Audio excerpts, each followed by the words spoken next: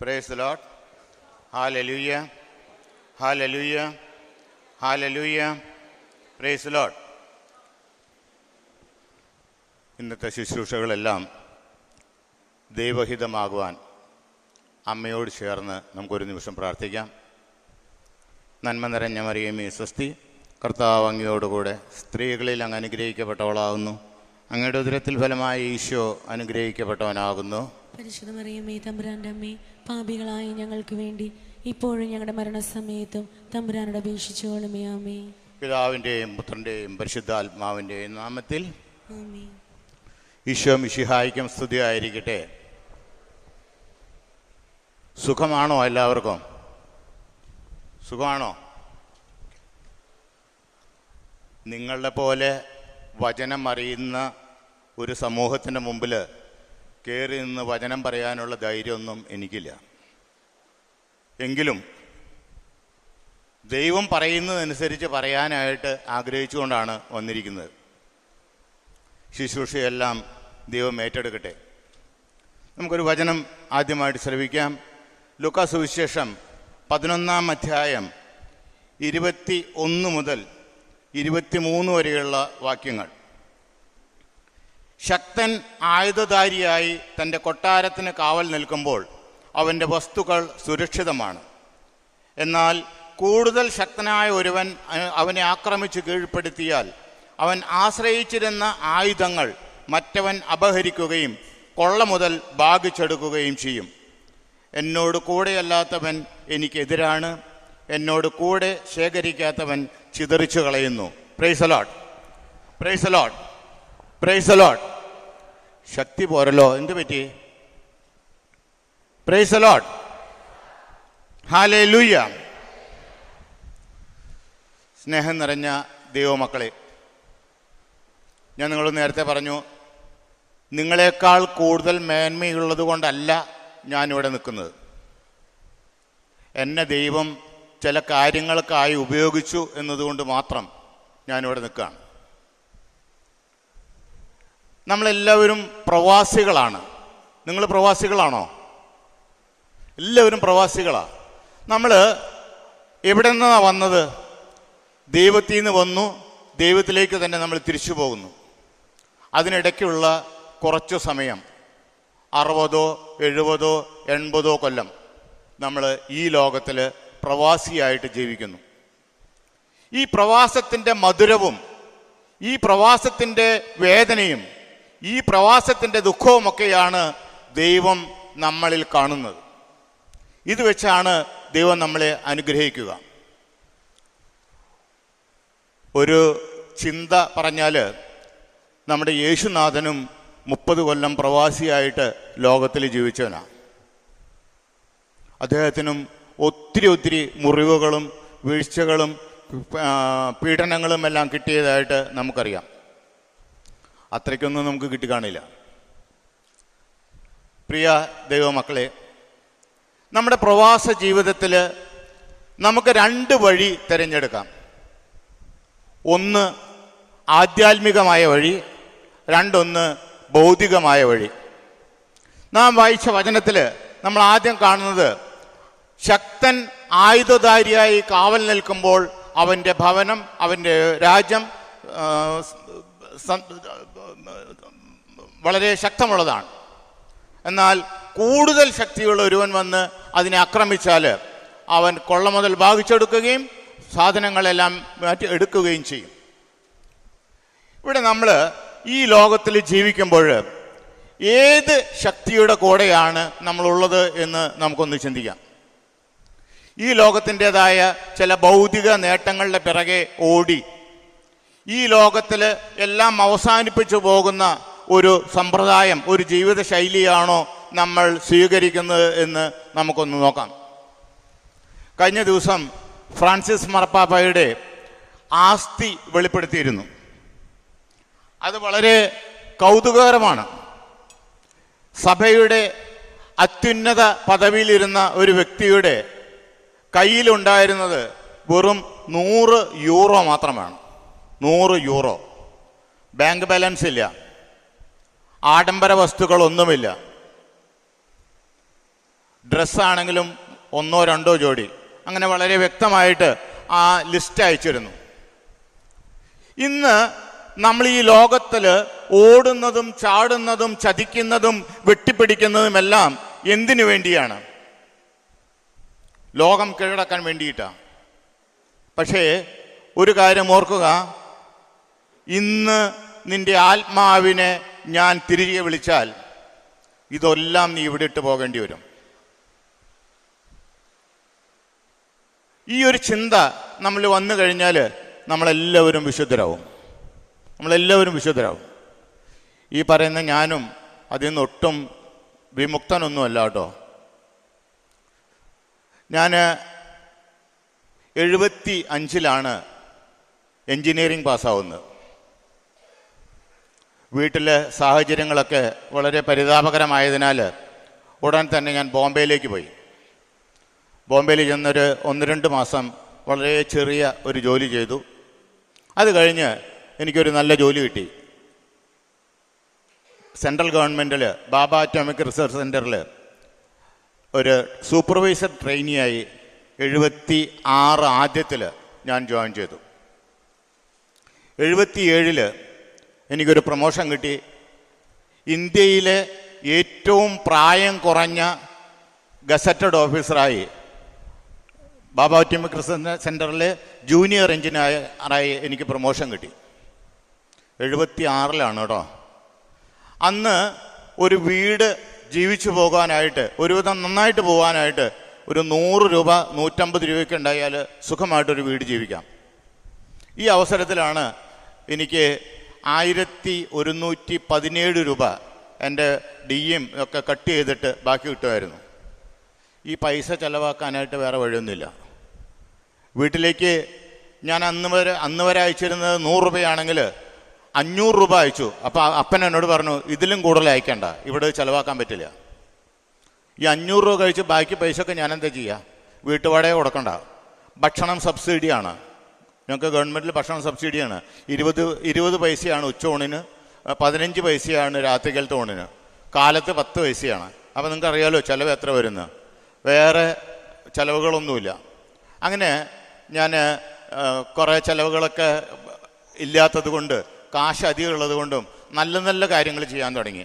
ബോംബെയിൽ പൈസ ചിലവാക്കാനായിട്ട് ഒത്തിരി മാർഗ്ഗങ്ങളൊക്കെ ഉണ്ട് കേട്ടോ. നന്നായിട്ട് അധികം കാശ് കളയണമെന്നുണ്ടെങ്കിൽ കുതിര കളിക്ക് പോവാം, അല്ലെങ്കിൽ മടുക്ക കളിക്കാം, അങ്ങനെ കുറേ കളികളും സാധനങ്ങളൊക്കെ ഉണ്ട്. പക്ഷേ എനിക്കൊന്നും കിട്ടാറില്ല. ആകെ എനിക്ക് 2-3 പ്രാവശ്യം കുറച്ച് പൈസ കിട്ടിയിട്ടുണ്ട്. അത് ഞാൻ നാട്ടിൽ പോകുന്നതിൻ്റെ തലേ ദിവസം ആ കുതിര കളിച്ചിട്ടാണ് 10,000-20,000 ഒക്കെ കിട്ടിയിട്ടുണ്ട്. എന്തായാലും ഒരു ജീവിതത്തിൻ്റെ മാറ്റം അവിടെ സംഭവിച്ചു. പിന്നെ വേറൊരു കാര്യം കൂടി സംഭവിച്ചു. ഈ പൈസ ഉണ്ടായ മനുഷ്യൻ ഉണ്ടാവുന്ന ഒരു നല്ലൊരു എന്താ പറയുക, നല്ലൊരു ശക്തി, അതാണ് അഹങ്കാരം. എൻ്റെ ഡിക്ഷണറിയിൽ സോറി എന്ന് പറഞ്ഞ ഒരു വാക്കുണ്ടായിരുന്നില്ല. സോറി ഇല്ലാത്ത ഡിക്ഷണറി ആയിരുന്നു എൻ്റെ. ഒരാളോടും സോറി പറയില്ല. ആരെന്ത് പറഞ്ഞാലും പോയി പണി നോക്കടാന്ന് പറയും. അത്രയും നല്ല സ്വഭാവമുള്ള മനുഷ്യനാണ്. അങ്ങനെ 77 ആയപ്പോൾ എനിക്കൊരു 3 മാസത്തേക്ക് ഗൾഫിലേക്ക് പോകേണ്ടി വന്നു. അത് ഞങ്ങളുടെ ചീഫ് എഞ്ചിനീയറുടെ ഒരു സ്പോൺസർഷിപ്പിലുള്ളൊരു അയാളുടെ ഇൻവോൾവ്മെൻ്റ് ഉള്ളൊരു കമ്പനിയിൽ ഒരു ചെറിയ പ്രശ്നം വന്നപ്പോൾ അത് തീർക്കാനായിട്ട് ഇവിടെ നിന്ന് കണ്ടെത്തിയത് എന്നെയാണ്. അപ്പം ഞങ്ങൾക്ക് അന്ന് പാസ്പോർട്ട് കിട്ടില്ല. എൻജിനീയേഴ്സിന് ഡോക്ടേഴ്സിനൊന്നും പാസ്പോർട്ട് കിട്ടാത്ത കാലമാണ്. ആ കാലത്ത് ഞങ്ങളുടെ ചീഫ് എഞ്ചിനീയർ എൻ്റെ പോലീസ് വെരിഫിക്കേഷൻ സൈൻ ചെയ്ത് എനിക്ക് പാസ്പോർട്ട് കിട്ടി. ഞാൻ ദുബായ് പോയി. ദുബൈയിലല്ല, ഷാർജയിൽ ചെന്ന് 3 മാസത്തേക്കാണ് പോയിരിക്കുന്നത്. ചെന്ന് 3-ാം ദിവസം ഞാനും ഷാർജ രാജാവുമായിട്ട് സൈറ്റിൽ വെച്ചൊരു ചെറിയ കശപിശ ഉണ്ടായി.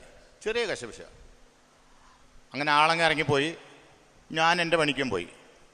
3 മാസം കഴിഞ്ഞ് തിരിച്ചു പോരാൻ നിന്നപ്പോൾ എൻ്റെ സ്പോൺസർ എന്നോട് പറഞ്ഞു, രാജാവ് നിന്നെ കാണുമെന്ന് പറഞ്ഞിട്ടുണ്ട് പോണതിന് മുമ്പ്. എന്നിട്ട് നീ രാജാവിനെ കണ്ടിട്ട് പോയാൽ മതി, കാരണം നീ വാ, നമുക്ക് അങ്ങോട്ട് പോവാം. ഞാൻ പറഞ്ഞു, ഞാൻ ആളുടെ അടുത്ത് പോയില്ല. ആളല്ലെങ്കിൽ തന്നെ ഒരു സുഖമില്ലാത്ത മനുഷ്യനാണ്, ഞാൻ പോയില്ലാന്ന്. അങ്ങനെ ഇയാൾ എന്നെ നിർബന്ധിച്ച് രാജാവിൻ്റെ അടുത്ത് കൊണ്ടുപോയി. രാജാവിൻ്റെ അടുത്ത് ചെന്നപ്പോൾ രാജാവ് എന്നോട് പറഞ്ഞതാണ്, എന്നോട് വഴക്കടിച്ചിട്ട് ജീവിച്ചിരിക്കുന്ന ഒരേ ഒരു വ്യക്തി അത് നീയാ. അതുകൊണ്ട് നിന്നെ ഞാൻ ഇവിടെ നിന്ന് പുറത്തു പോകാൻ സമ്മതിക്കില്ല. അപ്പോൾ ഞാൻ എൻ്റെ അവസ്ഥകളൊക്കെ പറഞ്ഞു. ഞാനൊരു ഗവൺമെൻറ് എംപ്ലോയി ആണ്, ഞാൻ എൻ്റെ ID കാർഡ് കൊടുത്തു, എല്ലാം കൊടുത്തു. അപ്പോൾ ആൾ പറഞ്ഞു, ഇതെല്ലാം ശരിയാ, നീ ചിലപ്പോൾ ഇന്ത്യയിലെ ഭരണാധികാരി ആയേക്കാം, പക്ഷെ ഞാൻ നിന്നെ വിടില്ല, നിന്നെ എനിക്ക് വേണം. അപ്പം ഞാൻ പറഞ്ഞു, ഇപ്പം ഞാൻ പറഞ്ഞതിന് നിനക്ക് വിഷമമുണ്ടായിട്ടാണെന്നുണ്ടെങ്കിൽ ഞാനൊരു സോറി പറയാം. ഒന്നും അതല്ല, നിൻ്റെ ആ ധൈര്യം എനിക്കങ്ങ് ഇഷ്ടപ്പെട്ടു, അതുകൊണ്ട് നീ ഇനി ഇവിടുന്ന് പോകുന്നില്ല. നിനക്ക് എന്ത് വേണോ ഞാൻ തരും, നീ എന്ത് വേണോ പറഞ്ഞോ, അത് ആരോട് ചോദിക്കാൻ വേണ്ട, നീ കമ്പനിയിൽ നിന്ന് എഴുതിയെടുത്തോ, പക്ഷേ പോകാൻ പാടില്ല. അങ്ങനെ എനിക്ക് അവിടെ ഏതാണ്ട് ഒരു 40 കൊല്ലം ആളുടെ കൂടെ നിൽക്കേണ്ടി വന്നു. ഇപ്പോഴും ആളുടെ കൂടെ തന്നെയാണ് കേട്ടോ. ഇടയ്ക്ക് പോവും, ഇടയ്ക്ക് വരും, അത്രേ ഉള്ളൂ. ഇത് മുടി നരച്ചപ്പോൾ ഞാൻ ആളുടെ അവസാനം പറഞ്ഞു, കുറച്ച് നാളെങ്കിലും നാട്ടിൽ കിടന്ന് മരിക്കാനുള്ളൊരു സൗകര്യം നീ തരണം. അപ്പോൾ ആളെനിക്ക് അന്നൊരു അനുവാദമാണ്, നീ പോയിക്കോ, കുഴപ്പമില്ല, പക്ഷെ കൊല്ലത്തിലൊരിക്കൽ ഇവിടെ വരണം, നിൻ്റെ ഓഫീസ് ഇവിടെ ഇതുപോലെ തന്നെ ഇരിക്കും, ഇവിടെ വന്ന് എല്ലാ കൊല്ലവും കാര്യങ്ങളൊക്കെ നോക്കിക്കൊള്ളണം. ഇപ്പോഴും ഞാൻ നടക്കുന്നുണ്ട്. അപ്പോൾ അങ്ങനെ ഞാൻ അവിടെ കുറേ കാലം നിൽക്കേണ്ടി വന്നു. നമ്മളിവിടെ മാർക്കോസിൻ്റെ സുവിശേഷത്തിൽ, ലൂക്കാ സുവിശേഷത്തിൽ, മിക്ക സുവിശേഷത്തിൽ, മിക്കയുടെ ലേഖനത്തിൽ 3-ാം അധ്യായം 19 മുതൽ 9 മുതൽ 12 വരെയുള്ള വാക്യങ്ങൾ. മിക്ക 9-12 നാം ഇങ്ങനെയാണ് കാണുന്നത്. യാക്കോബ് ഭവനത്തിൻ്റെ തലവന്മാരെ, ഇസ്രായേൽ കുടുംബത്തിലെ അധിപന്മാരെ കേൾക്കുവിൻ, ഞാൻ നീതിയെ വെറുക്കുകയും ഋജുവായെ വളയ്ക്കുകയും ചെയ്യുന്നു. രക്തത്താൽ നിങ്ങൾ സിയോൻ പണിതുയർത്തുന്നു, അധർമ്മത്താൽ ജെറുസലേമിനെയും. നമ്മളൊക്കെ ജെറുസലേം ദൈവരാജ്യം ഉയർത്തുന്നത് അധർമ്മത്താലാണ്. ദുഃഖത്താൽ നമ്മൾ ഉയർത്തുന്നത്, അല്ലെങ്കിൽ കണ്ണീരോടെ ഉയർത്തുന്നത് നമ്മളുടെ ഭൗതിക ആവശ്യങ്ങളെയാണ്.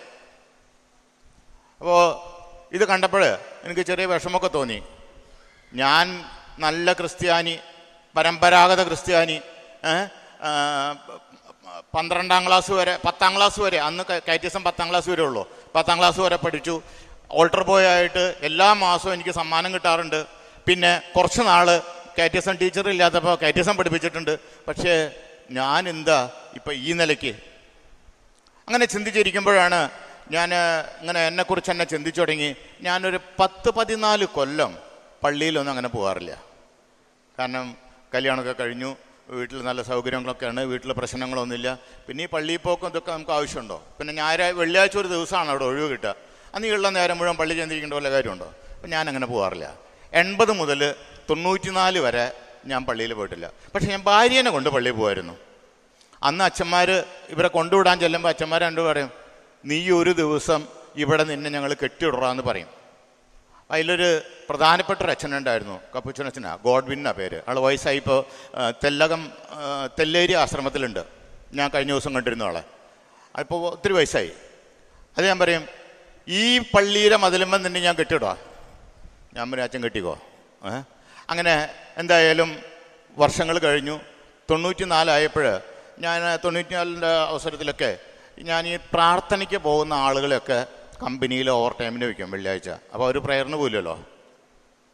അല്ല, അവർ പ്രയറിന് പോകാതിരിക്കാനാണ് ഞാൻ അങ്ങനെ ചെയ്യുന്നത്. അപ്പോൾ ഇവരൊക്കെ എന്ത് ചെയ്തു? ഇവരിതിന് മറുപടിയായിട്ട് എനിക്ക് വേണ്ടി മധ്യസ്ഥ പ്രാർത്ഥന നടത്തി തുടങ്ങി. അതിൽ പ്രധാനി എൻ്റെ ഭാര്യയും മക്കളായിരുന്നു. അതാ കഷ്ടം. അങ്ങനെ 94 ഒരു വെള്ളിയാഴ്ച ഞാൻ പള്ളിയിലേക്ക് പോയി. പള്ളിയിലേക്കല്ല, പ്രയറിന് പോയി. ഇവർ എന്നെ വന്ന് വിളിച്ചുകൊണ്ട് പോയതാ. പ്രയറിന് പോയി, വലിയ പ്രശ്നമൊന്നും ഉണ്ടായില്ല. അവർ പ്രയർ കഴിഞ്ഞു, ഞാനും പോയി, അവരും പോയി. പിന്നത്തെ ആഴ്ച ആ സമയമായപ്പോൾ എനിക്ക് പള്ളിയിൽ പോകാൻ തോന്നി, പ്രയറിന് പോകാൻ തോന്നി. കുർബാനയ്ക്ക് പോകാനല്ല തോന്നി, പ്രയറിന് പോകാൻ തോന്നി. അങ്ങനെ പ്രയറിന് പോയി പുറത്തിറങ്ങിയപ്പോൾ ഞങ്ങളുടെ വികാരിയച്ഛൻ കൊച്ചച്ഛൻ അവിടെ പുറത്ത് നിർത്തിയിട്ടുണ്ട്. കൊച്ചച്ഛനോട് പറഞ്ഞു, സണ്ണീനെ ഒന്നിങ്ങോട്ട് വിളിക്ക്, എനിക്ക് അവനൊന്ന് കാണണം. അപ്പം അച്ഛൻ വന്നിട്ട് പറഞ്ഞു, സണ്ണിയെ നിന്നെ അച്ഛൻ വിളിക്കുന്നുണ്ട്. അച്ഛൻ എന്ന് പറഞ്ഞാൽ ഒരു 75 വയസ്സായ ഒരു ഇറ്റാലിയൻ അച്ഛനാണ്. മലയാളികൾ അച്ഛൻ്റെ അടുത്ത് പോവില്ല. കാരണം അച്ഛൻ ഒന്ന് ശബ്ദം എടുത്തു കഴിഞ്ഞാൽ നമ്മൾ പറങ്ങലിച്ച് വീഴും. അത്രയും നല്ല സൗണ്ടുള്ള അച്ഛനാണ്. ഈ അച്ഛനാണ് വിളിക്കുന്നത്. ഞാൻ പോവോ? ഞാൻ ഈ എന്നെ കൊലക്ക് കൊടുക്കാൻ വേണ്ടി ഞാൻ തന്നെ നടന്നതിന് വല്ല കാര്യമുണ്ടോ? ഞാൻ അച്ഛനോട് പറഞ്ഞു, അച്ഛോ ഞാൻ വികാരി അച്ഛൻ അറിയില്ല, അതുകൊണ്ട് ഞാൻ പോകുന്നില്ല. അപ്പോൾ അച്ഛൻ പറഞ്ഞു, ശരി, നീ പോകുന്നില്ല, വേണ്ട, നീ പോയിക്കോ. ഞാനങ്ങനെ പുറത്തേക്ക് ഗേറ്റിലേക്ക് പോകുന്ന വഴിയിൽ വികാരിയച്ഛൻ തന്നെ ആ സൈഡിൽ നിൽക്കുന്നുണ്ട്. വികാരിയച്ഛൻ പറഞ്ഞു, മൈ സൺ കം ഹിയർ. പിന്നെ ഞാൻ ഒന്നും മിണ്ടിയില്ല, വേഗം പിന്നാലെ പോയി കഴിഞ്ഞു. ഈ ആട്ടുമുട്ടി പോണ പോലെ അച്ഛൻ്റെ പിന്നാലെ അങ്ങ് പോയി. ചെന്ന് അച്ഛൻ്റെ അടുത്ത് ചെന്നിരുന്ന് വർത്തമാനം പറഞ്ഞു. അച്ഛൻ പറഞ്ഞു, നമുക്കൊരു പ്രശ്നമുണ്ട്, അത് നീ സോൾവ് ചെയ്യണം. ഞാനിങ്ങനെ കുറേയൊക്കെ നോക്കി, അച്ഛൻ ആളെ തെറ്റി പറയണതാണോ എന്താ? അപ്പോൾ സംഭവം ഇത്രയേ ഉള്ളൂ. നമ്മുടെ ബിഷപ്പ് ഇവിടുത്തെ രാജാവിനെ കാണാനായിട്ട് 5 കൊല്ലമായിട്ട് അപ്പോയിൻമെൻ്റ് എടുക്കുക, അത് നടക്കണില്ല. ബിഷപ്പ് അവിടുത്തെ അംബാസിഡറും കൂടിയാണ് കേട്ടോ, പക്ഷേ രാജാവ് അപ്പോയിൻമെൻറ്റ് കൊടുക്കണില്ല. ഈ സമയത്താണ് എന്നെ വിളിച്ചിട്ട് പറയുന്നത്, ഈ കാര്യം നീ ശരിയാക്കി തരണം. ഞാൻ പറഞ്ഞു, അച്ഛൻ നടക്കുന്ന കാര്യം വല്ല ആണോ? അല്ല, നീ ഈ രാജാവിനെ അറിയുന്നതല്ലേ? അവർ അറിയാം എന്ന് ചോദിച്ചാൽ പള്ളിക്ക് സ്ഥലം ചോദിച്ചാൽ ആൾ തരുമോ? പറ്റില്ല, നീ പള്ളിക്ക് സ്ഥലം മേടിച്ചു തരണം. അങ്ങനെ പള്ളിയിൽ പോയതും എനിക്ക് അധികം വിഷമമായിട്ട് ഞാൻ വീട്ടിൽ പോയി. ഞാൻ വീട്ടിൽ ചെന്ന് ഭാര്യയോട് പറഞ്ഞു, ഞാനൊന്നും ചെയ്യാൻ പോണില്ല. അച്ഛൻ അതും പറയും, അതിൻ്റെ അപ്പുറം പറയും. ഓക്കെ, അച്ഛനെ പറഞ്ഞോട്ടെ. അങ്ങനെ ഞാൻ രാത്രി ഭക്ഷണമൊക്കെ കഴിഞ്ഞ് കിടക്കാൻ നോക്കിയപ്പോൾ കിടന്ന് ഉറങ്ങാൻ കിടന്നു. അപ്പം എനിക്കൊരു ഇപ്പോഴും ഒരു സ്വഭാവമുള്ളതാണ്, കിടക്ക കണ്ടാൽ ഞാൻ ഉറങ്ങും, പിന്നെ നേരം വെളുത്ത് എനിക്കോ 4:30 ആവണം പിന്നെ എനിക്കണങ്ങ്. അപ്പോൾ അന്ന് ഉറങ്ങാൻ കിടന്നപ്പോൾ ഉറക്കം വന്നില്ല. രാത്രി മുഴുവൻ ഉറങ്ങാതെ കിടന്നു. നേരം വെളുത്ത് പ്രാർത്ഥനയൊക്കെ കഴിഞ്ഞ് കുർബാന കഴിഞ്ഞ് ഓഫീസിൽ പോയി. ഓഫീസിൽ പോയപ്പോൾ എനിക്ക് സൈറ്റിൽ പോകാൻ പറ്റണില്ല. നേരെ ഓഫീസിൽ പോയി. അപ്പോൾ ഞാൻ ഓഫീസിൽ രാവിലെ പോകാത്തതാണ്, സൈറ്റിലാണ് രാവിലെ, ഉച്ച കഴിഞ്ഞ് ഓഫീസിലുണ്ടാവുള്ളൂ. എന്നെ രാവിലെ ഓഫീസിൽ കണ്ടപ്പോൾ എൻ്റെ മുതലാളി എന്നോട് ചോദിച്ചു, നീ എന്താ ഇന്ന് രാവിലെ ഓഫീസിൽ, എന്ത് പറ്റി, സുഖമില്ലേ, മുഖമൊക്കെ എന്താ എങ്ങനെ ഇരിക്കണേ? ഞാൻ പറഞ്ഞു, കുഴപ്പമൊന്നുമില്ല, ഒരു ചെറിയ പ്രശ്നം ഉണ്ടായി. എന്താ പ്രശ്നം? വീട്ടിൽ വല്ല വഴക്കുണ്ടായോ? ഒന്നും ഇല്ല, അതാണ് സാധാരണ ഗൾഫിലുണ്ടാവുന്നത്, വീട്ടിൽ വഴക്ക്. ഞാൻ അതൊന്നും ഉണ്ടായില്ല, ഞാൻ ഇന്നലെ ഒന്ന് പള്ളിയിൽ പോയി. ആ പള്ളിയിൽ പോയിന് നീ എന്തിനാ ഇങ്ങനെ വിഷമിച്ചിരിക്കണേ? അതാണ് വിഷമം. അപ്പോൾ ചോദിച്ചു, എന്താണ്? ഇങ്ങനൊരു സംഭവമുണ്ട്, നടക്കാത്ത കാര്യമാണ്, അത് എന്നോട് പറയുകയും ചെയ്തു, ഒന്നും ചെയ്യാനും പറ്റുന്നില്ല, ഇന്നലെ ഉറക്കവും പോയി. അപ്പോൾ പറഞ്ഞു, ആൾ കുറേ നേരം അങ്ങ് ചിരിച്ചു, എന്നെ കളിയാക്കി ചിരിക്കുന്ന പോലെ. എന്നിട്ട് നേരെ രാജാവിന് ഫോൺ ചെയ്തു. കാരണം ഇവരൊക്കെ കൂട്ടുകാരും ഒരുമിച്ച് പഠിച്ചവരൊക്കെയാണ്. ആൾ പറഞ്ഞു, നിനക്കറിയോ, എന്നെ അവർ വിളിക്കുന്നൊരു പേരുണ്ട്, യങ് എഞ്ചിനീയർ. കാരണം ഞാൻ വലിയ ഉയരമൊക്കെ ഉള്ള ആളല്ല, ചെറിയ ഇത്രയ്ക്ക് ഉള്ളേ. അപ്പോൾ യങ് എഞ്ചിനീയർ എന്ന് എന്നെ വിളിക്കാം. നമ്മുടെ യങ് എഞ്ചിനീയർ ഇന്നലെ പള്ളിയിൽ പോയി. അപ്പോൾ ആൾ എടുത്ത വയ്ക്ക് ഇങ്ങോട്ട് പറയാണ്, അപ്പോൾ ഇനി അവൻ്റെ ക്യാബിനിൽ നമുക്ക് കയറാമല്ലോ അല്ലേ? കാരണം എൻ്റെ ക്യാബിനിൽ അവർക്ക് കയറാൻ അധികാരമില്ല, കാരണം അതിൽ പല സാധനങ്ങളുണ്ടാവും ഫ്രിഡ്ജിൽ. അപ്പോൾ അതുകൊണ്ട് അവർ കാണണ്ടാതെ വെച്ചിട്ട് അവർ അങ്ങോട്ട് ക്യാബിനിൽ കയറ്റില്ല. അപ്പോൾ ആൾ ആദ്യം ചോദിച്ചതാ, ഇനി അവൻ്റെ ക്യാബിനിൽ നമുക്ക് കയറാവോ? അവൻ ക്യാബിനിലൊക്കെ കയറാം, ഇനി എവിടെ വേണമെങ്കിലും കയറാം, പക്ഷേ ഇതാണ് പ്രശ്നം. ആൾ പറഞ്ഞു, നീ രാവിലെ അവനിങ്ങോട്ട് വരാൻ പറയും, പാലസിലേക്ക് വരാൻ പറയും. പിന്നെ പിന്നത്തെ ദിവസം രാവിലെ ഞാൻ പാലസിൽ ചെന്നു. പാലസിൽ ചെന്നപ്പോൾ ഇയാൾ എന്നെ കളിയാക്കാവുന്നതിൻ്റെ അപ്പുറം കളിയാക്കി. അപ്പോൾ ഞാൻ വിചാരിച്ചു, പള്ളിയിൽ പോയേനാണ് ഇയാൾ കളിയാക്കണമെന്ന്. കാരണം ബിഷപ്പിനെ കാണാൻ സമ്മതിക്കാത്ത ആളല്ലേ, ഞാൻ പള്ളിയിൽ പോയപ്പോൾ അതിനുള്ളതാണ് എനിക്ക് കിട്ടണമെന്ന്. അങ്ങനെ കുറേ അവരുടെ ആൾക്കാർ സിൽബന്ധികളൊക്കെ ഉള്ളിൽ വെച്ച് പറഞ്ഞതിന് ശേഷം എന്നോട് ചോദിച്ചു, നിൻ്റെ പ്രശ്നം എന്താ? ഞാൻ പറഞ്ഞു, എനിക്ക് പ്രശ്നമൊന്നുമില്ല, എനിക്ക് എൻ്റെ പള്ളിക്ക് സ്ഥലം കിട്ടണം, വേറെ പ്രശ്നമൊന്നും എനിക്കില്ല. ഇത്രയുള്ള കാര്യം, ഇതൊരു നിസ്സാര കാര്യമല്ലേ? ഇതിന് വേണ്ടിയിട്ടാണോ നീ മുഖം കറുപ്പിച്ചിരിക്കുന്നത്? അയാളൊരു ചെറിയ തുണ്ട് കടലാസിൽ ടൗൺ പ്ലാനർക്ക് ഒരു കത്ത് തന്നു. പറഞ്ഞു, നീ ഇത് കൊടുത്താൽ മതി, നിനക്ക് പള്ളിക്ക് സ്ഥലം കിട്ടും. നിനക്കറിയാമല്ലോ ടൗൺ പ്ലാനറെ, ഒബേദിനെ നിനക്കറിയാം, നിൻ്റെ കൂട്ടുകാരനാ, നീ അവൻ്റെ അടുത്ത് ഈ പേപ്പറും കൊടുത്താൽ മതി, എല്ലാം ശരിയാവുന്നു. അപ്പം എനിക്ക് സംശയം, ഇയാൾ എന്നെ കളിപ്പിക്കാൻ വേണ്ടി ചെയ്തതാണോ എന്ന്. അങ്ങനെ ഞാനത് ഞങ്ങളുടെ ഓഫീസിൽ അറബി അറിയുന്ന കുട്ടികളെ കൊണ്ട് വായിപ്പിച്ചു. അപ്പോൾ പറഞ്ഞു, കന്നീസ, പള്ളിക്ക് പറയുന്ന കന്നീസ എന്നാണ്, കന്നീസ പണിയുന്നതിൽ എനിക്ക് അഭിപ്രായ വ്യത്യാസമില്ല, അത് അനുവദിച്ചോളാനാണ് പറഞ്ഞത്, അത് അതിൽ എഴുതിയിരിക്കുന്നതെന്ന്. അപ്പം ഞാൻ ഉടനെ നമ്മുടെ അച്ഛനോട് പറഞ്ഞു, അച്ഛൻ പള്ളിക്ക് സ്ഥലം കിട്ടിയിട്ടുണ്ട്, അതിനി കുറച്ച് പേപ്പർ ഫോർമാലിറ്റീസ് ഉള്ളൂ, എന്തായാലും ഞാനിത് ടൗൺ പ്ലാനർക്ക് കൊടുക്കട്ടെ, എന്നിട്ട് അച്ഛനെ വിളിക്കാമെന്ന്. അങ്ങനെ ടൗൺ പ്ലാനർ എടുത്ത് ചെന്നപ്പോൾ അയാൾ പറഞ്ഞു, ഇതിപ്പോൾ രാജാവ് തന്ന എഴുത്താണല്ലോ, എനിക്കിപ്പോൾ നോ എന്ന് പറയാൻ പറ്റില്ല. അപ്പം നീ ഒരു കാര്യം എനിക്ക് വേണ്ടി ചെയ്യണം, ആർക്കൊക്കെ ഞാൻ സ്ഥലം കൊടുക്കണം, എങ്ങനെയൊക്കെ ചെയ്യണം, എന്തൊക്കെ ആളുകളുടെ കപ്പാസിറ്റി, ഇതെല്ലാം എനിക്ക് ഡീറ്റെയിൽ ആയിട്ടുള്ളൊരു കണക്ക് നീ എനിക്ക് തരണം. ഞാൻ ഇന്നലെ പള്ളിക്ക് കയറിയ ആൾ എനിക്ക് എന്തറിയാം?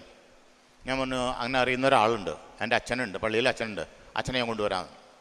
അങ്ങനെ ഞാൻ ഈ ഗംഭീരനായ ഫാദർ ആഞ്ചലോ ഫിമിസ്യൂലിയെയും കൊണ്ട് ടൗൺ പ്ലാനറുടെ അടുത്ത് നിന്നു, കാര്യങ്ങളൊക്കെ പറഞ്ഞു.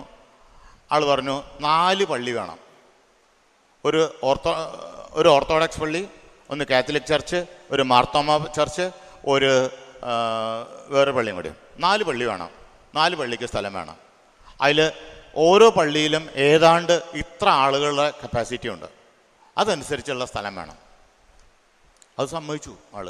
4 പള്ളിക്ക് സ്ഥലം 2 ആഴ്ച കഴിഞ്ഞപ്പോഴേക്കും അതിൻ്റെ പേപ്പറുകളെല്ലാം നമുക്ക് തന്നു. പള്ളി പണിയാൻ തുടങ്ങി. അപ്പോഴും നമ്മുടെ ബിഷപ്പ് ഇവർ അറിഞ്ഞു. അദ്ദേഹത്തിൻ്റെ പേരാണ് ബിഷപ്പ് ഗിർമോളി. അദ്ദേഹം ജീവിച്ചിരിപ്പില്ല എന്ന്. ഈ അച്ഛനും ജീവിച്ചിരിപ്പില്ല കേട്ടോ, 2 പേരും മരിച്ചു. ഗിർമോളി പിതാവ് അന്ന് ഖത്തറിലായിരുന്നു. ഖത്തറിൽ ഈ സംഭവം കേട്ട വഴിക്ക് ആൾ ഓടി വന്നു. ആൾ പറഞ്ഞു, ഞാൻ ഉച്ച കഴിയുമ്പോഴേക്കും അവിടെ എത്താം, എനിക്ക് ആളെ കാണണം. അങ്ങനെ വന്നു, കണ്ടു, കാര്യങ്ങളൊക്കെ പറഞ്ഞു. നിങ്ങൾ പള്ളി പണിതോളൂ, ഒരു കാര്യം നീ മറക്കരുത്, ഡിസൈനൊക്കെ നിൻ്റെ ഉത്തരവാദിത്തത്തിൽ തന്നെ, കൺസൾട്ടൻ്റ് ഉണ്ട്, എല്ലാം ഉണ്ട്, പക്ഷേ എല്ലാം ഉത്തരവാദിത്തം നിനക്ക്, നീ എൻ്റെ ആൾ. അപ്പോൾ നീ ചെയ്യേണ്ട ഒരു കാര്യം, നിങ്ങളുടെ കരിസ്മാറ്റിക് പ്രാർത്ഥനയ്ക്ക് നിങ്ങളൊരു മുറി അതിൽ പ്രത്യേകം ചെയ്തോളൂ. അന്ന് വരെ ഞങ്ങൾ UAE കരിസ്മാറ്റിക് പ്രാർത്ഥനയ്ക്ക് വലിയ പ്രോത്സാഹനമൊന്നുമില്ലായിരുന്നു. ഇതോടുകൂടി കരിസ്മാറ്റിക് പ്രാർത്ഥന ഞങ്ങൾ ആരംഭിക്കാനായിട്ട് സാധിച്ചു. അങ്ങനെ പള്ളിപ്പണിയൊക്കെ കഴിഞ്ഞു. 5-6 മാസം കഴിഞ്ഞു, പള്ളിയൊക്കെ ഉദ്ഘാടനം ചെയ്തു. അങ്ങനെ ഈ പള്ളി ഉദ്ഘാടനത്തിന് വന്നപ്പോൾ എന്നോട് പിതാവ് പറഞ്ഞു, നിനക്കല്ലേ സ്റ്റേജിൻ്റെ ഒക്കെ ചാർജ്? പറഞ്ഞു, അതെ. അപ്പം നീ പള്ളിയുടെ സ്റ്റേജിൻ്റെ മുന്നിൽ തന്നെ ഉണ്ടാവണം, നീ അകലേക്കൊന്നും പോകരുത്. അപ്പം ഞാൻ വിചാരിച്ചത് ഈ സ്റ്റേജിൻ്റെ ചാർജ് ആയതുകൊണ്ട് എന്തെങ്കിലുമൊക്കെ ചെയ്യാൻ വേണ്ടിയിട്ടുണ്ടാവും, ഇത്ര വിചാരിച്ചേ. അന്ന് വന്നിരുന്നത് കർദിനാൾ അരിൻസോ ആണ് പള്ളി ആശീർവാദത്തിന് വന്നിരുന്നത്. അദ്ദേഹം എനിക്ക് വേണ്ടി ഒരു സമ്മാനം കൊണ്ടുവന്നിട്ടുണ്ടായിരുന്നു. അതാണ് ജോൺ പോൾ 2 മാർപ്പാപ്പയുടെ കയ്യിൽ നിന്ന് ഷെവലിയാർ പദവി. അതുകൊണ്ടാണ് കർദിനാൾ വന്നിരുന്നത്. ഇത് ബിഷപ്പിന് അറിയാവുന്നത് കൊണ്ടും മറ്റാരോടും പറയാൻ താല്പര്യമില്ലാത്തത് കൊണ്ടും അങ്ങോട്ട് എന്നോട് സ്റ്റേജിൻ്റെ അടുത്ത് വെക്കാൻ പറഞ്ഞതാണ്. സ്റ്റേജിൽ വന്ന് കർദിനാൾ പേര് വിളിച്ചു, ഞാൻ ചെന്നു, എനിക്ക് സമ്മാനം തന്നു. അപ്പം ഞാൻ ചോദിച്ചു, ഇത് എന്താണെന്ന് ചോദിച്ചു. അപ്പോൾ പറഞ്ഞു, നിനക്ക് മാർപ്പാപ്പേനെ കാണാനുള്ള ലൈസൻസാണ്. അത്രയ്ക്ക് അവരും പറഞ്ഞു എന്നുള്ളൂ. അങ്ങനെ അതൊക്കെ കഴിഞ്ഞു. 5-6 മാസം കഴിഞ്ഞു. കറണ്ടും വെള്ളം കാശടയ്ക്കാൻ ഇല്ല പള്ളിയിൽ, അതിനുള്ള കാശില്ല, കാരണം വലിയൊരു എമൗണ്ടാണ് വന്നേക്കണേ. ഞാൻ വീണ്ടും രാജാവിൻ്റെ അടുത്ത് പോയി. രാജാവിന് പറഞ്ഞു, നീ പള്ളിയൊക്കെ തന്നു, പള്ളിയൊക്കെ നന്നായിട്ടുണ്ട്, ഞങ്ങൾ കറണ്ടും വെള്ളം ഉപയോഗിച്ച് നന്നായിട്ട് പ്രാർത്ഥിക്കണമൊക്കെ ഉണ്ട്, പക്ഷെ ഒരു കുഴപ്പമുണ്ട്, കറണ്ടിന് കാശടയ്ക്കാൻ പൈസയില്ല. അങ്ങനെ ആളൊക്കെ ഞാൻ ഈ 4 പള്ളിക്കും കറണ്ടും വെള്ളവും ഫ്രീ ആയിട്ട് ഒരു ഡിഗ്രി എഴുതി മേടിച്ചു. ഇന്ന് ഞാൻ പറയും, ലോകത്തിൽ കറണ്ടിനും വെള്ളത്തിനും കാശ് കൊടുക്കണ്ടാത്ത ഏക പള്ളി നമ്മുടെ ഈ പള്ളികളാണ്. വേറെ പള്ളികൾക്കെന്നും എല്ലായിടത്തും കാശ് കൊടുക്കണം. മുസ്ലിം പള്ളിക്ക് വരെ അറബി നാട്ടിൽ ഒരു പെർസെൻറ്റേജ് മാത്രമേ അവർ വിട്ടു കൊടുക്കുള്ളൂ, മുഴുവൻ പൈസയും വിട്ടു കൊടുക്കില്ല. നമുക്ക് മുഴുവൻ പൈസയും വിട്ടു തന്നിരിക്കാം. അത്രയും സൗഹൃദമാണ് അവർ നമുക്ക് വേണ്ടി ചെയ്തത്. അപ്പം പിന്നെ ഞങ്ങളിങ്ങനെ ചിന്തിക്കുകയായിരുന്നു, ഇനി ഇത്രയ്ക്കൊക്കെ ഇവർ ചെയ്തപ്പോൾ നമ്മൾ ഇവർക്കും എന്തെങ്കിലും ചെയ്യണ്ടേ? ഇപ്പോൾ ക്രിസ്ത്യാനികളോട് ഒക്കെ അവർക്ക് അത്ര വലിയ നല്ല ഇഷ്ടമൊന്നല്ലായിരുന്നു. അപ്പം ഞങ്ങളെന്ത് ചെയ്യും, ഈ കുർബാനയിൽ പ്രത്യേകിച്ച് ദുഃഖവെള്ളിയാഴ്ച, ഈസ്റ്റർ, ക്രിസ്മസ്, അതിനൊക്കെ ലാറ്റിൻ കുർബാനയിൽ സഭയ്ക്ക് വേണ്ടി പ്രാർത്ഥിക്കുന്നതോടൊപ്പം ഭരണാധികാരികൾക്ക്, അവരുടെ കുടുംബത്തിന്, ഗവൺമെൻറ് ഓഫീസേഴ്സിനൊക്കെ വേണ്ടി പ്രാർത്ഥിക്കുന്ന ഒരു വലിയ ഭാഗമുണ്ട്. അത് ഇറ്റലിയിലെ അച്ഛന്മാരൊക്കെ പ്രാർത്ഥിക്കുമ്പോൾ ഭയങ്കര സൗണ്ടായിരിക്കും, വലിയ ശക്തിയിൽ പ്രാർത്ഥിക്കും. ഞാനതൊക്കെ വീഡിയോ എടുക്കും. വീഡിയോ എടുത്തിട്ട് ഒരു ദിവസം ഞങ്ങളുടെ രാജാവിന് കാണിച്ചിട്ടു. എനിക്ക് ഞങ്ങൾ പ്രാർത്ഥിക്കുന്നത് നിങ്ങൾക്ക് വേണ്ടിയിട്ടാണ്, നിങ്ങൾ നന്നാവാൻ വേണ്ടിയിട്ടാണ്, അല്ലാതെ ഞങ്ങൾക്ക് വേണ്ടിയിട്ടൊന്നുമല്ല. അപ്പോൾ ആൾ ഒരു ദിവസം എന്നോട് പറഞ്ഞു, നമുക്കൊരു കാര്യം ചെയ്യാം, FNCയിൽ നീ ഇത് കൊണ്ട് കാണിക്കണം. അങ്ങനെ FNCയിൽ കൊണ്ട് ഈ വീഡിയോ കാണിച്ചു. എല്ലാ രാജാക്കന്മാർക്കും ഇഷ്ടമായി, നമ്മൾ പ്രാർത്ഥിക്കുന്നത് അവർക്ക് വേണ്ടിയിട്ടാണ്, അവർക്ക് നമ്മളോടൊക്കെ സ്നേഹമായി. നിങ്ങൾക്കറിയോ, ഫ്രാൻസിസ് മാർപ്പാപ്പേനെ അറബി നാട്ടിലേക്ക് കൊണ്ടുപോയത് എവിടേക്കാണെന്നറിയോ? ഞങ്ങളുടെ UAEയിലേക്കാണ്. ഞങ്ങളുടെ UAEയിലേക്കാണ് കൊണ്ടുപോയത്. നമ്മുടെ ബിഷപ്പിനെ കാണാൻ 25 കൊല്ലം മുമ്പ് സമ്മതം കൊടുക്കാത്ത രാജാക്കന്മാരാണ് ഇറ്റലിയിൽ പോയിട്ട് മാർപ്പാപ്പയെ കൊണ്ട് UAEയിൽ വന്ന് UAEയിൽ ഉജ്ജ്വലമായ സ്വീകരണവും അവിടെ എല്ലാ കമ്പനികളും പ്രൈവറ്റ് കമ്പനികളിൽ കിടക്കാൻ 3 ദിവസം ലീവ് കൊടുത്ത് പിതാവിനെ കാണാൻ സൗകര്യം ഒരുക്കിയത് അവരാ. നമുക്കിപ്പോഴും സാധിച്ചിട്ടില്ല. ഇനിയോ അങ്ങനെ നമ്മൾ ഒരു കാര്യം ചിന്തിക്കുന്നത് നല്ലതാണ്. ഈ പ്രവാസ ലോകത്ത് നമുക്ക് ചെയ്തു കൂട്ടാനായിട്ട് ദൈവം കുറേ കാര്യങ്ങൾ വെച്ച് തന്നിട്ടുണ്ട്. ചിലപ്പോൾ നമ്മൾ പോകുന്ന വഴി കുറച്ച് അങ്ങോട്ടും ഇങ്ങോട്ടൊക്കെ പോകുന്നതാകാം. പക്ഷേ അതൊക്കെ ദൈവം അങ്ങനെ വിടുന്നതാണ്. ഞാൻ പറയുന്നു, അന്ന് ഞാൻ കുറേ പൗരുഷമായിട്ട് രാജാവിനോട് സംസാരിച്ചില്ലായിരുന്നുവെങ്കിൽ ഞാനും രാജാവായിട്ടൊരു ബന്ധം ഉണ്ടായില്ല. ഈ പള്ളിക്ക് സ്ഥലം ചോദിക്കാൻ എനിക്ക് പോകാൻ പറ്റുമായിരുന്നില്ല. ശരിയല്ലേ? അപ്പം അന്ന് ദൈവം എന്നെ അങ്ങനെ കൊണ്ടുപോയി, കുരുത്തം കെട്ടവനായിട്ട് കൊണ്ടുപോയി. പക്ഷേ അതിലൂടെ ദൈവം നന്മ കൊയ്തെടുത്തു. നമ്മളും ഒരു കാര്യം ചിന്തിക്കുന്നത് നല്ലതാണ്. നമ്മുടെ മക്കൾ ആദ്യം ഹൃദയത്തിലെ ദൈവവചനം ദൈവത്തെയും കൊടുത്തിട്ടുണ്ടെങ്കിൽ കുറച്ചൊക്കെ തെറ്റിപ്പോയാലും നിങ്ങൾ പേടിക്കേണ്ട കാര്യമില്ല. അവർ തിരിച്ചു വരും എന്നെ പോലെ. ഇത് കഴിഞ്ഞപ്പോൾ ഞങ്ങളിങ്ങനെ ചിന്തിച്ചു, ഇനി എന്താ നമ്മൾ ചെയ്യുക, എങ്ങനെ ഇവിടെ പ്രവർത്തിക്കുക. അങ്ങനെ നോക്കിയപ്പോഴാണ് എൻ്റെ ഗ്രൂപ്പിൽ, ഞാൻ പറഞ്ഞല്ലോ ഞങ്ങൾ ഒരു കൺസ്ട്രക്ഷൻ എഞ്ചിനീയറാണ്. അവിടെ എനിക്കൊരു 10-20,000 വർക്കേഴ്സ് എനിക്കുണ്ട്. എൻ്റെ ക്യാമ്പിൽ ഞാനൊരു പ്രയർ ഗ്രൂപ്പ് തുടങ്ങി. അപ്പോൾ എനിക്ക് എൻ്റെ ക്യാമ്പിൽ തുടങ്ങാൻ എനിക്ക് ആരോടും ചോദിക്കണ്ടല്ലോ. അങ്ങനെ തുടങ്ങി. ഈ മദ്യപാനമൊക്കെ ക്യാമ്പിൽ കുറച്ച് കുറഞ്ഞു. മറ്റേത് രാത്രി മുഴുവൻ കുടിച്ച് നേരം വെളുത്ത് വന്നാൽ അവർക്ക് തലക്ക് കെട്ടാ, ഒന്നും പണിയാൻ പറ്റില്ല. അക്കൊല്ലം ഞങ്ങളുടെ കമ്പനിയിൽ നല്ല പ്രോഫിറ്റ് ഉണ്ടായി. അപ്പോൾ എൻ്റെ രാജാവ് മറ്റേ രാജാക്കന്മാരോട് പറഞ്ഞു, ഇക്കൊല്ലം എൻ്റെ കമ്പനിയിൽ ഭയങ്കര പ്രോഫിറ്റാണ്. അപ്പോൾ അതെങ്ങനെയാണ് എന്നോട് ചോദിക്കണം. അങ്ങനെ ഞങ്ങൾ അന്നത്തെ ദുബൈയിലെ രാജാവിനെ പോയി കാണുന്നൊരു ഇതുണ്ട്. സാധാരണ പുലർച്ചെ 5:30 വരെ പ്രയർ കഴിയുന്ന സമയത്ത് ആളുടെ വീട്ടിൽ ചെല്ലും, കുറച്ച് കാര്യങ്ങളൊക്കെ സംസാരിക്കും. അങ്ങനെ ഒരു ദിവസം രാജാവ് എന്നെ വിളിച്ചു, വരാൻ പറഞ്ഞു. ചെന്നപ്പോൾ ഈ പ്രധാനപ്പെട്ട അറബികളൊക്കെ ഉണ്ട്. അവർ ചോദിച്ചു, നിൻ്റെ കമ്പനിയിൽ ഇക്കൊല്ലം ഭയങ്കര പ്രോഫിറ്റായിരുന്നു എന്ന് പറഞ്ഞല്ലോ. അപ്പം ഞാൻ പറഞ്ഞു, ഉണ്ട്, അതെനിക്ക് ബോണസ് കിട്ടാൻ വേണ്ടിയിട്ട് ദൈവം തന്നതാണ്. എത്ര ബോണസ് കിട്ടി? ഞാൻ പറഞ്ഞു 1 മില്യൺ ദിർഹംസ്. അപ്പോൾ അതെങ്ങനെ സംഭവിച്ചേ? ഞാൻ പറഞ്ഞു, ഇങ്ങനെയാണ്. ഞാൻ ഒരു ഗ്രൂപ്പ് തുടങ്ങി. ഗ്രൂപ്പിൽ പ്രാർത്ഥനയൊക്കെ തുടങ്ങിയപ്പോൾ അവർ കുമ്പസാരം വന്നു. ഞാൻ അച്ഛനെ കൊണ്ടുവരും ക്യാമ്പിലേക്ക്, അവർ കുമ്പസാരിക്കും, കുർബാനയ്ക്ക് പോവും. അങ്ങനെയൊക്കെ വന്നപ്പോൾ അത് ഒരു മാറ്റം വന്നു. പ്രൊഡക്ഷൻ കൂടി, ലാഭം ഉണ്ടായി. ഇത്രയേ ഉള്ളൂ. അപ്പോൾ എല്ലാവരും പറഞ്ഞു, ഞങ്ങളുടെയും കമ്പനികളിലും ഇതുപോലെ ഗ്രൂപ്പ് വേണം, എല്ലാവർക്കും ഗ്രൂപ്പ് വേണം. അപ്പം ഞാനൊരു നിബന്ധന വെച്ചു. അപ്പോൾ അവർ നമ്മളോട് ചോദിക്കല്ലേ, നമ്മൾ അവരോട് ചോദിക്കല്ലോ. അവരോട് പറഞ്ഞു, ശരി ഗ്രൂപ്പ് തുടങ്ങാം, നിങ്ങൾ സൗകര്യങ്ങൾ ചെയ്തു തരണം, കൂടാതെ വെള്ളിയാഴ്ച കുർബാനയ്ക്കും പ്രയറിനും പോകാനുള്ള വണ്ടി സൗകര്യം നിങ്ങൾ കൊടുക്കണം. അപ്പോൾ എല്ലാ ക്യാമ്പുകളിൽ നിന്നും അങ്ങനെ ഒരു പതിവുണ്ട്. അവർക്ക് വെള്ളിയാഴ്ച ദിവസങ്ങളിൽ മാർക്കറ്റിൽ പോയി സാധനങ്ങൾ വാങ്ങിക്കാനായിട്ട് കൊണ്ടുപോകും, തിരിച്ചു കൊണ്ടുവരും. അങ്ങനെ ഒരു പതിവുണ്ട്. അതോടുകൂടി കുർബാനയും പ്രാർത്ഥനയും കൂടി കൂടാനുള്ള സൗകര്യം അവർ എല്ലാ കമ്പനിക്കാരെയും ഏൽപ്പിച്ചു. UAE-യിലുള്ള എല്ലാ കമ്പനികളും ഇപ്പോൾ അതുപോലെയാണ് ചെയ്യുന്നത്. എല്ലാ ക്യാമ്പുകളിൽ നിന്നും പ്രയർ ഗ്രൂപ്പിനും കുർബാനയ്ക്കും വണ്ടി വരും. അങ്ങനെ അവിടെ ആ ദേശത്ത് ആത്മീയത വർദ്ധിക്കാനായിട്ട് തുടങ്ങി. ഇപ്പോൾ ഞാൻ ദുബൈക്കാരനായിട്ട് പറയല്ല, നിങ്ങൾ ആരെങ്കിലും ദുബൈയിൽ പോവുകയാണെങ്കിൽ, അല്ലെങ്കിൽ നിങ്ങളുടെ മക്കൾ ആരെങ്കിലും ദുബൈയിലുണ്ടെങ്കിൽ, കേരളത്തിലുള്ള ആത്മീയതയേക്കാൾ 10% കൂടുതൽ UAE-യിലുണ്ട്. അപ്പോൾ നിങ്ങളുടെ മക്കളൊക്കെ അവിടെ ഉണ്ടെങ്കിൽ നിങ്ങൾ പേടിക്കണ്ട, അവരൊക്കെ നല്ല ആത്മീയതയിൽ തന്നെയാണ് ജീവിക്കുന്നത്, ഇവിടുത്തെ പോലെയല്ല. ഓക്കെ. അപ്പോൾ അതിന്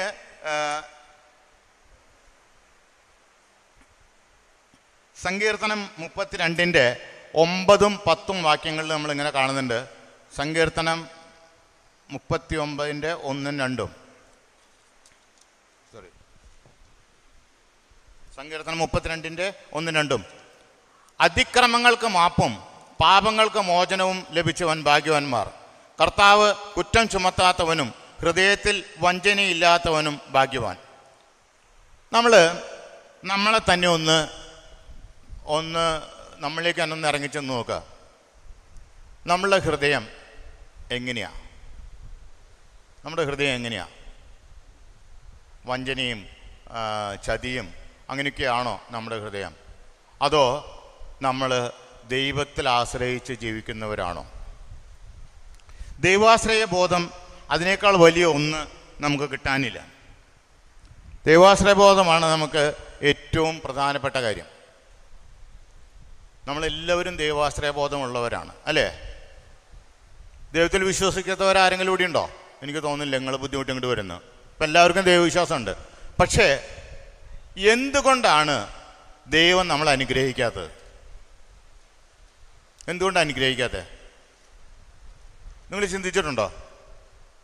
നമ്മളിങ്ങനെ വിഷമിച്ച് ജീവിക്കണമെന്ന് ദൈവം ആഗ്രഹിക്കുന്നുണ്ടോ? ഉണ്ടോ? നിങ്ങളുടെ മക്കള് വിഷമിച്ച് ദുഃഖിച്ച് പട്ടിണി കിടന്ന് ചാവണമെന്ന് നിങ്ങളിൽ ആരെങ്കിലും ചിന്തിക്കോ? ആരെങ്കിലും ചിന്തിക്കോ? നിങ്ങൾക്ക് എത്ര ദേഷ്യമുള്ള മക്കളായിക്കോട്ടെ, ചിന്തിക്കോ? ഇല്ല. ഞാൻ ദൈവത്തിൻ്റെ മോനാണോ? ഞാൻ പട്ടിണി കിടക്കുന്ന ദൈവം ചിന്തിക്കോ? ദൈവത്തിന് അങ്ങനെ ചിന്തിക്കാൻ പോലും പറ്റില്ല. അപ്പം എന്താണ്? ഞാൻ സന്തോഷത്തിൽ ജീവിക്കണം എന്നാണ് ദൈവത്തിൻ്റെ ആഗ്രഹം. പക്ഷേ എന്താ സംഭവിക്കുന്നത്? ഞാൻ എന്നെ തന്നെ ദൈവത്തിന് വിട്ടുകൊടുക്കുവാനായിട്ട് തയ്യാറാകുന്നില്ല. ഞാൻ തയ്യാറാകുന്നില്ല. എനിക്ക് എൻ്റേതായ ചില ചിന്തകളുണ്ട്. നിങ്ങൾക്കറിയോ, ഞാൻ പറഞ്ഞു ഞാൻ 75 പാസ്സായി പോയതാണ് ഇവിടെ, അല്ലേ? അത് ഭൗതിക തലമാണ്. എനിക്ക് ഷെവലിയർ തന്നത് കിട്ടിയത് ഞാൻ നിങ്ങളോട് പറഞ്ഞു. അപ്പോൾ ആത്മീയമായിട്ടുള്ള എല്ലാ കാര്യങ്ങളും, ഇപ്പോൾ ഷെവലിയർ എന്ന് വെച്ചാൽ ഒരു അൽമായന് കിട്ടാവുന്ന ഏറ്റവും വലിയ സ്ഥാനമാണ് സഭയിൽ, അല്ലേ? അതെനിക്ക് കിട്ടി. ഇനി അതിലും വലുത് എന്തെങ്കിലും കിട്ടാനുണ്ടോ? ഒന്നും കിട്ടാനില്ല. ഇനി കിട്ടാനുള്ളത് എന്തെല്ലാണ്? ഭൗതികമായിട്ടാണ് കിട്ടാനുള്ളത്, അല്ലേ? എനിക്കിപ്പോൾ സിവിൽ എഞ്ചിനീയറിംഗിലും PhD കിട്ടി. അതിലും മേലെ എനിക്ക് എന്തെങ്കിലും വേണോ? അത് 70-ാമത്തെ വയസ്സിലാണ് PhD കിട്ടിയത്. കഴിഞ്ഞ ദിവസം ഞാൻ അമല ഹോസ്പിറ്റലിൻ്റെ ഒരു പ്രൊജക്റ്റ് കംപ്ലീറ്റ് ചെയ്തിട്ട് അതിൻ്റെ ഉദ്ഘാടനത്തിന് ജൂലിയസ് അച്ഛൻ പറയുമായിരുന്നു, ഈ മനുഷ്യൻ്റെ പോക്ക് എവിടേക്കാന്ന് എനിക്കറിയില്ല. 70-ാമത്തെ വയസ്സിൽ PhD മേടിച്ചു. ഇനിയിപ്പോൾ പോസ്റ്റ് PhDക്ക് അങ്ങനെ പോകുന്നുണ്ടോ അറിയില്ല കേട്ടോ. ഇയാളെക്കുറിച്ച് ചിന്തിക്കാൻ പറ്റില്ല. ഇങ്ങൊന്നും കിട്ടാൻ ബാക്കിയില്ല. ഇനിയും നടക്കുക പിന്നാലെ മേടിക്കാനായിട്ട്. അത് എല്ലാം കഴിഞ്ഞപ്പോൾ അവരുടെ സുപ്പീരിയർച്ച എന്നോട് ചോദിച്ച്, എൻ്റെ സണ്ണിച്ചേട്ടാ PhD മേടിച്ചു, പോസ്റ്റ് PhDക്ക് പോകണ്ടോ? ഞാൻ പറഞ്ഞു, അച്ഛന് അച്ഛൻ വെറുതെ എന്നെ കളിയാക്കാൻ വേണ്ടി പറഞ്ഞതാ. അപ്പോൾ അച്ഛൻ പറയാ, കളിയാക്കൊന്നുമല്ല, തന്നെ വിശ്വാസമൊന്നുമില്ലടോ, താൻ ചിലപ്പോൾ പോയിന്ന് വരുന്നു. അപ്പോൾ നമ്മൾ എന്താകണമെന്ന് ദൈവം ആഗ്രഹിക്കുന്നുവോ അവിടേക്ക് നമ്മളൊന്ന് വിട്ടുകൊടുത്താൽ നമുക്കെല്ലാം കിട്ടും. നമ്മൾ ഇന്ന് ഏറ്റവും അധികം ഓടുന്നത് എന്തിനു വേണ്ടിയിട്ടാണ്? മക്കൾ എഞ്ചിനീയറും ഡോക്ടർ ആവാനാ, അല്ലേ? വേറെ എന്തിനും പോകാറുണ്ടോ? നമ്മുടെ ഏറ്റവും വലിയ പ്രയാസം അതല്ലേ? എൻ്റെ മക്കൾക്ക് 90 മാർക്കുള്ള 100 തികഞ്ഞില്ല. അതല്ലേ പ്രശ്നം? ചിന്തിക്കുക, നമ്മൾ എവിടേക്കാണ്, എന്തിനെയാണ് നോക്കി നടക്കുന്നത്?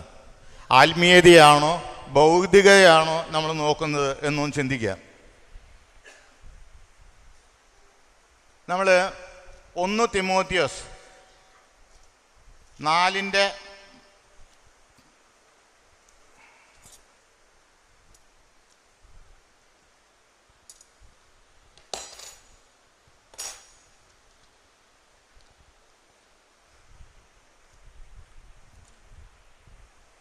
1 തിമോത്തിയോസ് 4:10 വാക്യം നമ്മളിങ്ങനെയാണ് വായിക്കുക: വചനം വിശ്വാസയോഗ്യവും തികച്ചും സ്വീകാര്യവുമാണ്. ഈ ലക്ഷ്യത്തെ മുൻനിർത്തിയാണ് നാം അധ്വാനിക്കുന്നതും പോരാടുന്നതും. എല്ലാ മനുഷ്യരുടെയും വിശിഷ്യ വിശ്വാസികളുടെയും രക്ഷകനായ ജീവിക്കുന്ന ദൈവത്തിലാണ് നാം പ്രത്യാശ അർപ്പിച്ചിരിക്കുന്നത്. Praise the lord, praise the lord. ടയർഡേ ഉറങ്ങിയോ എല്ലാവരും? ഉറങ്ങുന്നവർക്ക് സമ്മാനമുണ്ട് കേട്ടോ. ഉറങ്ങുന്നവർക്ക് സമ്മാനമുണ്ട്, ഉറങ്ങാത്തവർക്ക് സമ്മാനമില്ല. അപ്പോൾ ഉറങ്ങുന്നവർ കൈ പോക്കണം, നല്ല സമ്മാനം കിട്ടുള്ളൂ, അല്ലെങ്കിൽ ആളറിയില്ല. അതുകൊണ്ടാണ്. അപ്പോൾ നമ്മൾ പ്രത്യാശ വച്ചിരിക്കുന്നത് എവിടെയാണ്? ഈ ബൈബിളിലുള്ള വചനം വിശ്വസിക്കാൻ പറ്റുന്നതാണോ? ആണോ? ഉറപ്പാണോ? ഞാൻ നിങ്ങളോട് ചോദിക്കട്ടെ, നമ്മൾ ബൈബിളിൽ കാണുന്നുണ്ട് പൗലോസും സീലാസും ജയിലിൽ കിടന്നിട്ട് കൈ ഉയർത്തി ദൈവത്തെ പുകഴ്ത്തി പ്രാർത്ഥിക്കുകയായിരുന്നു എന്ന്. അങ്ങനെ എഴുതിയിട്ടില്ലേ? കാരാഗൃഹത്തിൻ്റെ വാതിൽ തുറന്നു. ഇത് സംഭവിക്കുന്നതാണോ? ഇത് സംഭവിക്കുമോ? ബൈബിൾ ഉള്ളതുകൊണ്ട് സംഭവിക്കുന്നോ? അത് ശരിക്കും സംഭവിക്കുന്നോ? 100% അങ്ങനെ സംഭവിക്കുന്ന ഉറപ്പുള്ളവരൊന്ന് കൈപ്പൊക്കാവോ? 100% ഉറപ്പുള്ളവർ മാറ്റി പറയരുത്. ഉറപ്പുണ്ട്? എന്നാൽ അത് സംഭവിക്കും, സംശയമൊന്നും വേണ്ട. നിങ്ങളുടെ കയ്യിൽ ബൈബിളുണ്ടോ? ബൈബിൾ കൊണ്ടുണ്ടോ? വീട്ടിലുണ്ടോ? നിങ്ങൾ വീട്ടിൽ ചെല്ലുമ്പോഴേ നിങ്ങൾ ബൈബിൾ ഒന്ന് എടുക്കുക. ആ ബൈബിളിൻ്റെ ഏറ്റവും തുടക്കത്തിൽ POC Bible printed in divine retreat centre Muringoor എന്ന് കാണും. ഉണ്ടോ? കണ്ടോ? എന്താ അത് അങ്ങനെ എഴുതിയേക്കണേ? POC ബൈബിൾ അടിക്കാൻ മുരിങ്ങൂർ ധ്യാനേന്ദ്രത്തിൻ്റെ അവിടെ നിന്ന് അനുവാദം കിട്ടണത്. അത് ചിന്തിച്ചണ്ട. ഡിവൈൻ ധ്യാനകേന്ദ്രം POC എന്നല്ലല്ലോ, ആണോ? പിന്നെ ഇങ്ങനെ POC ബൈബിൾ ഡിവൈനിൽ അടിക്കുന്നത്?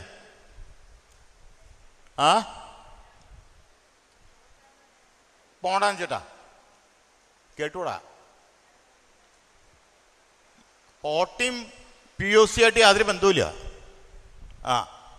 എന്നാൽ ഞാൻ ആ സംഭവം പറയാം. വളരെ നിങ്ങൾ വിശ്വസിക്കില്ല എന്ന് എനിക്കറിയാം, പക്ഷേ നടന്ന സംഭവമാണ്. ഞാൻ 94 നവീകരണത്തിലേക്ക് വരുന്നത്. 94 കേട്ടോ. ഞാൻ ആ കഥ നിങ്ങൾ പറഞ്ഞല്ലോ, മനസ്സിലായല്ലോ നിങ്ങൾക്ക് നന്നായി. എന്നെക്കുറിച്ച് നല്ലൊരു ധാരണ കിട്ടിയില്ല നിങ്ങൾക്ക്. നല്ല മനുഷ്യനായിരുന്നു, രൂപക്കോട് ഒഴിവില്ലാത്തതുകൊണ്ട് കയറ്റി വയ്ക്കാത്തതൊക്കെ മനസ്സിലായില്ലേ? ഇനിയിപ്പോൾ ഡേവിഡ് അച്ഛനെങ്ങാനും പറഞ്ഞ പണത്ത് നമുക്ക് കയറിയിരിക്കാം, കുഴപ്പമില്ല. പക്ഷേ ഇതാണ് സംഭവം. 94 ഞാൻ നവീകരണത്തിലേക്ക് വരുമ്പോൾ അന്ന് ഡിവൈനിലൊക്കെ 1 ലക്ഷം 1.5 ലക്ഷം ആളുകളൊക്കെ ആഴ്ചയിൽ ധ്യാനം കൂടും. അന്ന് ഇംഗ്ലീഷ് സെക്ഷൻ പണിയുന്നുള്ളൂ. മലയാളം സെക്ഷനിൽ തന്നെ 1.5 ലക്ഷം ആളുകൾ ആഴ്ചയിൽ. അപ്പോൾ ഒരു മാസം എത്രയായി? 6 ലക്ഷം ആളുകൾ. 6 ലക്ഷം ആളുകൾ ഒരു മാസം ഡിവൈനിൽ ധ്യാനം കൂടും. അന്ന് ഡിവൈനിൽ കിട്ടുന്ന ബൈബിളിൻ്റെ കോട്ട എത്രയാണെന്നറിയോ? 300 ബൈബിള് ഒരു മാസം POCന്ന് കിട്ടുക. 300 എണ്ണം. അങ്ങനെ ഞങ്ങൾക്കൊക്കെ എപ്പോഴും തല്ലൂടാനുള്ള സ്ഥലമാണ് പോട്ട ഡിവൈൻ. അപ്പം ഞങ്ങൾ പറയും, ഈ ആളുകൾക്ക് ബൈബിൾ കൊടുക്കാൻ പറ്റില്ലെങ്കിൽ അച്ഛൻ എന്തിനാ ധ്യാനം നടത്തണേ? അച്ഛനും വല്ലതും ചെയ്യാൻ പറ്റുമോ? ഒന്നും ചെയ്യാൻ പറ്റില്ല. ഞങ്ങളെ കൊണ്ടുള്ള ശല്യമുണ്ട്. ഒരു ദിവസം ബിഷപ്പ് കോൺഫറൻസ് നടക്കുമ്പോൾ പനക്കലച്ചൻ അങ്ങ് കയറി ചെന്നിട്ട് പറഞ്ഞു, പനക്കലച്ചന് എന്തും പറയാലോ, ധൈര്യമായിട്ട് പറയാം. അത്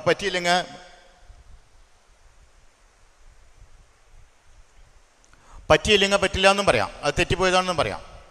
ഒരു അറിയിപ്പ് വന്നിട്ടുണ്ട്, കുമ്പസാരിക്കാൻ താല്പര്യമുള്ളവർ ചെല്ലാനായിട്ട് ഒരു അറിയിപ്പ് വന്നിട്ടുണ്ട്. അങ്ങനെ അച്ഛൻ കയറി ചെന്നിട്ട് ബിഷപ്പ് കോൺഫറൻസിൽ പറഞ്ഞു, പിതാവേ ഞാൻ ഈ പണി നിർത്താൻ പോവാ. അപ്പോൾ പിതാവ് ചോദിച്ചു, എന്ത് പണി നിർത്താനാ പോണേ? വചനം പറയൽ നിർത്താൻ പോവാണോ? അച്ഛന് പിന്നെ എന്ത് പണി അറിയാ? പനക്കലച്ഛൻ വലിയ വിദ്യാഭ്യാസ സമ്പന്നനായതുകൊണ്ട് വേറെ വലിയ പണിയൊന്നും അറിയില്ല, വചനം പറയാൻ മാത്രമേ അറിയുള്ളൂ. അപ്പോൾ എന്ത് പണിയാണ് നിർത്താൻ പോണേ? അപ്പോൾ പറഞ്ഞു, എൻ്റെ പിള്ളേരൊക്കെ എന്നെ വഴക്ക് പറയണു, ഇങ്ങനെ 5-6 ലക്ഷം ആളുകൾ ധ്യാനം കൂടിയിട്ട് 300 ബൈബിളുകൊണ്ട് ഞാൻ എന്താ ചെയ്യുക? അതുകൊണ്ട് ഞാനൊരു തീരുമാനം എടുത്തു. എന്താ തീരുമാനം? ബൈബിൾ ഞങ്ങൾ അടിച്ചു കൊടുത്തോളാം. അന്ന് ബൈബിളിന് എന്താ വില എന്നറിയോ നിങ്ങൾക്ക്? അറിയോ? 80 രൂപ. എൻ്റെ കയ്യിലുണ്ടാ ബൈബിള്. 80 രൂപയാണ് ബൈബിളിന് വില. പനക്കലച്ചൻ പറഞ്ഞു, ഞാൻ 70 രൂപയ്ക്ക് സുഭിക്ഷമായിട്ട് ബൈബിൾ അടിച്ചു കൊടുത്തോളാം. പിതാക്കന്മാർ പറഞ്ഞു, വളരെ സന്തോഷം മോനെ, നീ എല്ലാ അവകാശം കൊടുത്തോ. അപ്പോൾ പനക്കലച്ചൻ പറഞ്ഞാൽ പറ്റില്ല, നിങ്ങൾ എനിക്ക് എഴുതി തരണം. POC എല്ലാ അംഗീകാരവും എനിക്ക് തന്നിട്ടുണ്ടെന്നും അതിൻ്റെ സ്ക്രിപ്റ്റ് സാധനങ്ങളെല്ലാം തരാമെന്നും എനിക്ക് എഴുതി തരണം, അങ്ങനെ ഞാൻ ചെയ്യാമെന്നും. അങ്ങനെ അവരതൊക്കെ സമ്മതിച്ചു. അച്ഛൻ വളരെ സന്തോഷമായിട്ട് തിരിച്ച് ഡിവൈനിലേക്ക് വന്നു. അപ്പം ഞങ്ങളവിടെ 2-3 കുരുത്തം കെട്ടവരും, ഞാനും എൻ്റെ കുടുംബവും, എൻ്റെ ഒരു കൂട്ടുകാരൻ അന്നത്തെ ദുബായ് എയർപോർട്ടിൻ്റെ PR ആണ്, പന്തളത്തുള്ളതാണ്. ഞങ്ങൾ അച്ഛൻ്റെ അടുത്ത് ചെന്ന് അപ്പോൾ അച്ഛനെ കാണാനില്ല. അപ്പോൾ വല്ലൂരച്ഛൻ്റെ അവിടെ ചെന്നു. അവിടെ ഇരുന്ന് വർത്തമാനം പറയുമ്പോഴാണ് പനക്കലച്ഛൻ വരുന്നത്. അതുകൊണ്ട് പറഞ്ഞു, അല്ലെങ്കിൽ ഈ ദുബൈക്കാർക്കൊരു നേരും നെറിവില്ല, അവരെന്നെ ഇപ്പോൾ വേണ്ട, അവർക്കിപ്പോൾ വല്ലൂരച്ഛൻ മതി. അങ്ങനെ കുറേ ഞങ്ങൾ വഴക്ക് പറഞ്ഞു. അപ്പം ഞാൻ പറഞ്ഞു, അച്ഛൻ മര്യാദയായിട്ട് അച്ഛന്മാരായ റൂമിലിരിക്കണം. നാട് മുഴുവൻ തെണ്ടാൻ നടന്നിട്ട് ഞങ്ങളെ വഴക്ക് പറഞ്ഞിട്ട് എന്താ കാര്യം?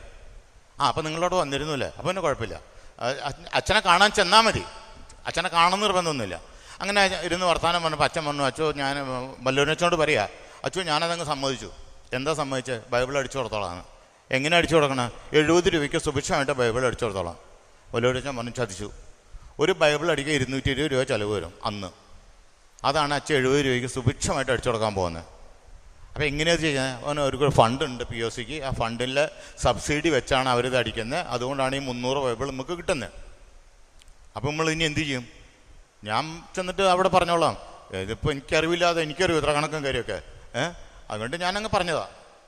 അപ്പോൾ ഞാൻ പറഞ്ഞു, ഈ പനക്കലച്ഛൻ എന്തെങ്കിലും പറഞ്ഞു കഴിഞ്ഞാൽ എന്ത് പങ്കത്തരം പറഞ്ഞാലും ആ ദൈവം പറഞ്ഞിട്ട് പറയിക്കുന്നതാണ്. അപ്പോൾ വല്ലൂരച്ഛൻ പറഞ്ഞു, അത് ശരിയാണല്ലോ, എന്താ ചെയ്യുക, നമുക്ക് കുറച്ചുകൂടി പ്രാർത്ഥിക്കാം. ഞങ്ങളിങ്ങനെ ഒരു മേശം ഇരിക്കുക. ഞാനുണ്ട്, എൻ്റെ ഭാര്യയും 2 മക്കളുമുണ്ട്, ഈ പന്തളത്തു നിന്നുള്ള എൻ്റെ കൂട്ടുകാരുണ്ട്, വല്ലൂരാൻസുണ്ട്. ഞങ്ങളിരുന്ന് കുറച്ചു നേരം പ്രാർത്ഥിച്ചു. പ്രാർത്ഥിച്ചപ്പോൾ എനിക്കൊരു മെസ്സേജ് കിട്ടി, കുറച്ച് റെസീറ്റ് ബുക്ക് അടിച്ചു കൊണ്ടുപോകാൻ. അപ്പം ഞാൻ അച്ഛനോട് പറഞ്ഞു, അച്ഛോ എന്തോ പങ്കത്തരാണെന്നാണ് തോന്നുന്നത്, കുറച്ച് റെസീറ്റ് ബുക്ക് അടിച്ചു പോകാൻ പറഞ്ഞിട്ടൊരു മെസ്സേജ് വരുന്നുണ്ട്. ഞങ്ങൾ ആ മെസ്സേജ് വെച്ച് വായിച്ചു. അപ്പോൾ പ്രാർത്ഥിച്ചു, ശരിയായിരുന്നു, ഗൾഫിലേക്ക് കുറേ റെസീറ്റ് ബുക്കുകൾ അടിച്ചുകൊണ്ട് പോകാം. അപ്പോൾ പനക്കലച്ഛൻ പറഞ്ഞു, എനിക്ക് കാണിച്ചു തരുന്നുണ്ട് 1,00,000-ൻ്റെയും 50,000-ൻ്റെയും 25,000-ൻ്റെയും 3 കാറ്റഗറിയിലുള്ള റെസീറ്റ് ബുക്ക് വേണം. ഇതടിച്ചിട്ട് ദുബൈയിൽ കൊണ്ടുപോയി അവിടെ വിതരണം ചെയ്യണം. നിങ്ങൾ പ്രയർ ഗ്രൂപ്പുകളിൽ കൊടുത്താൽ മതി.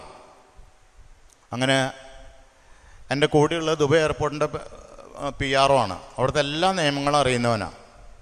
ഞാനും 10-15 കൊല്ലമായിട്ട് ദുബൈയിൽ വരികയും പോവുകയും ചെയ്യുന്ന എനിക്കും അറിയാം നിയമങ്ങളൊക്കെ. പക്ഷേ റെസീറ്റ് ബുക്ക് കൊണ്ടുപോകാൻ പാടില്ല എന്നുള്ള നിയമം ഞങ്ങളങ്ങ് മറന്നു.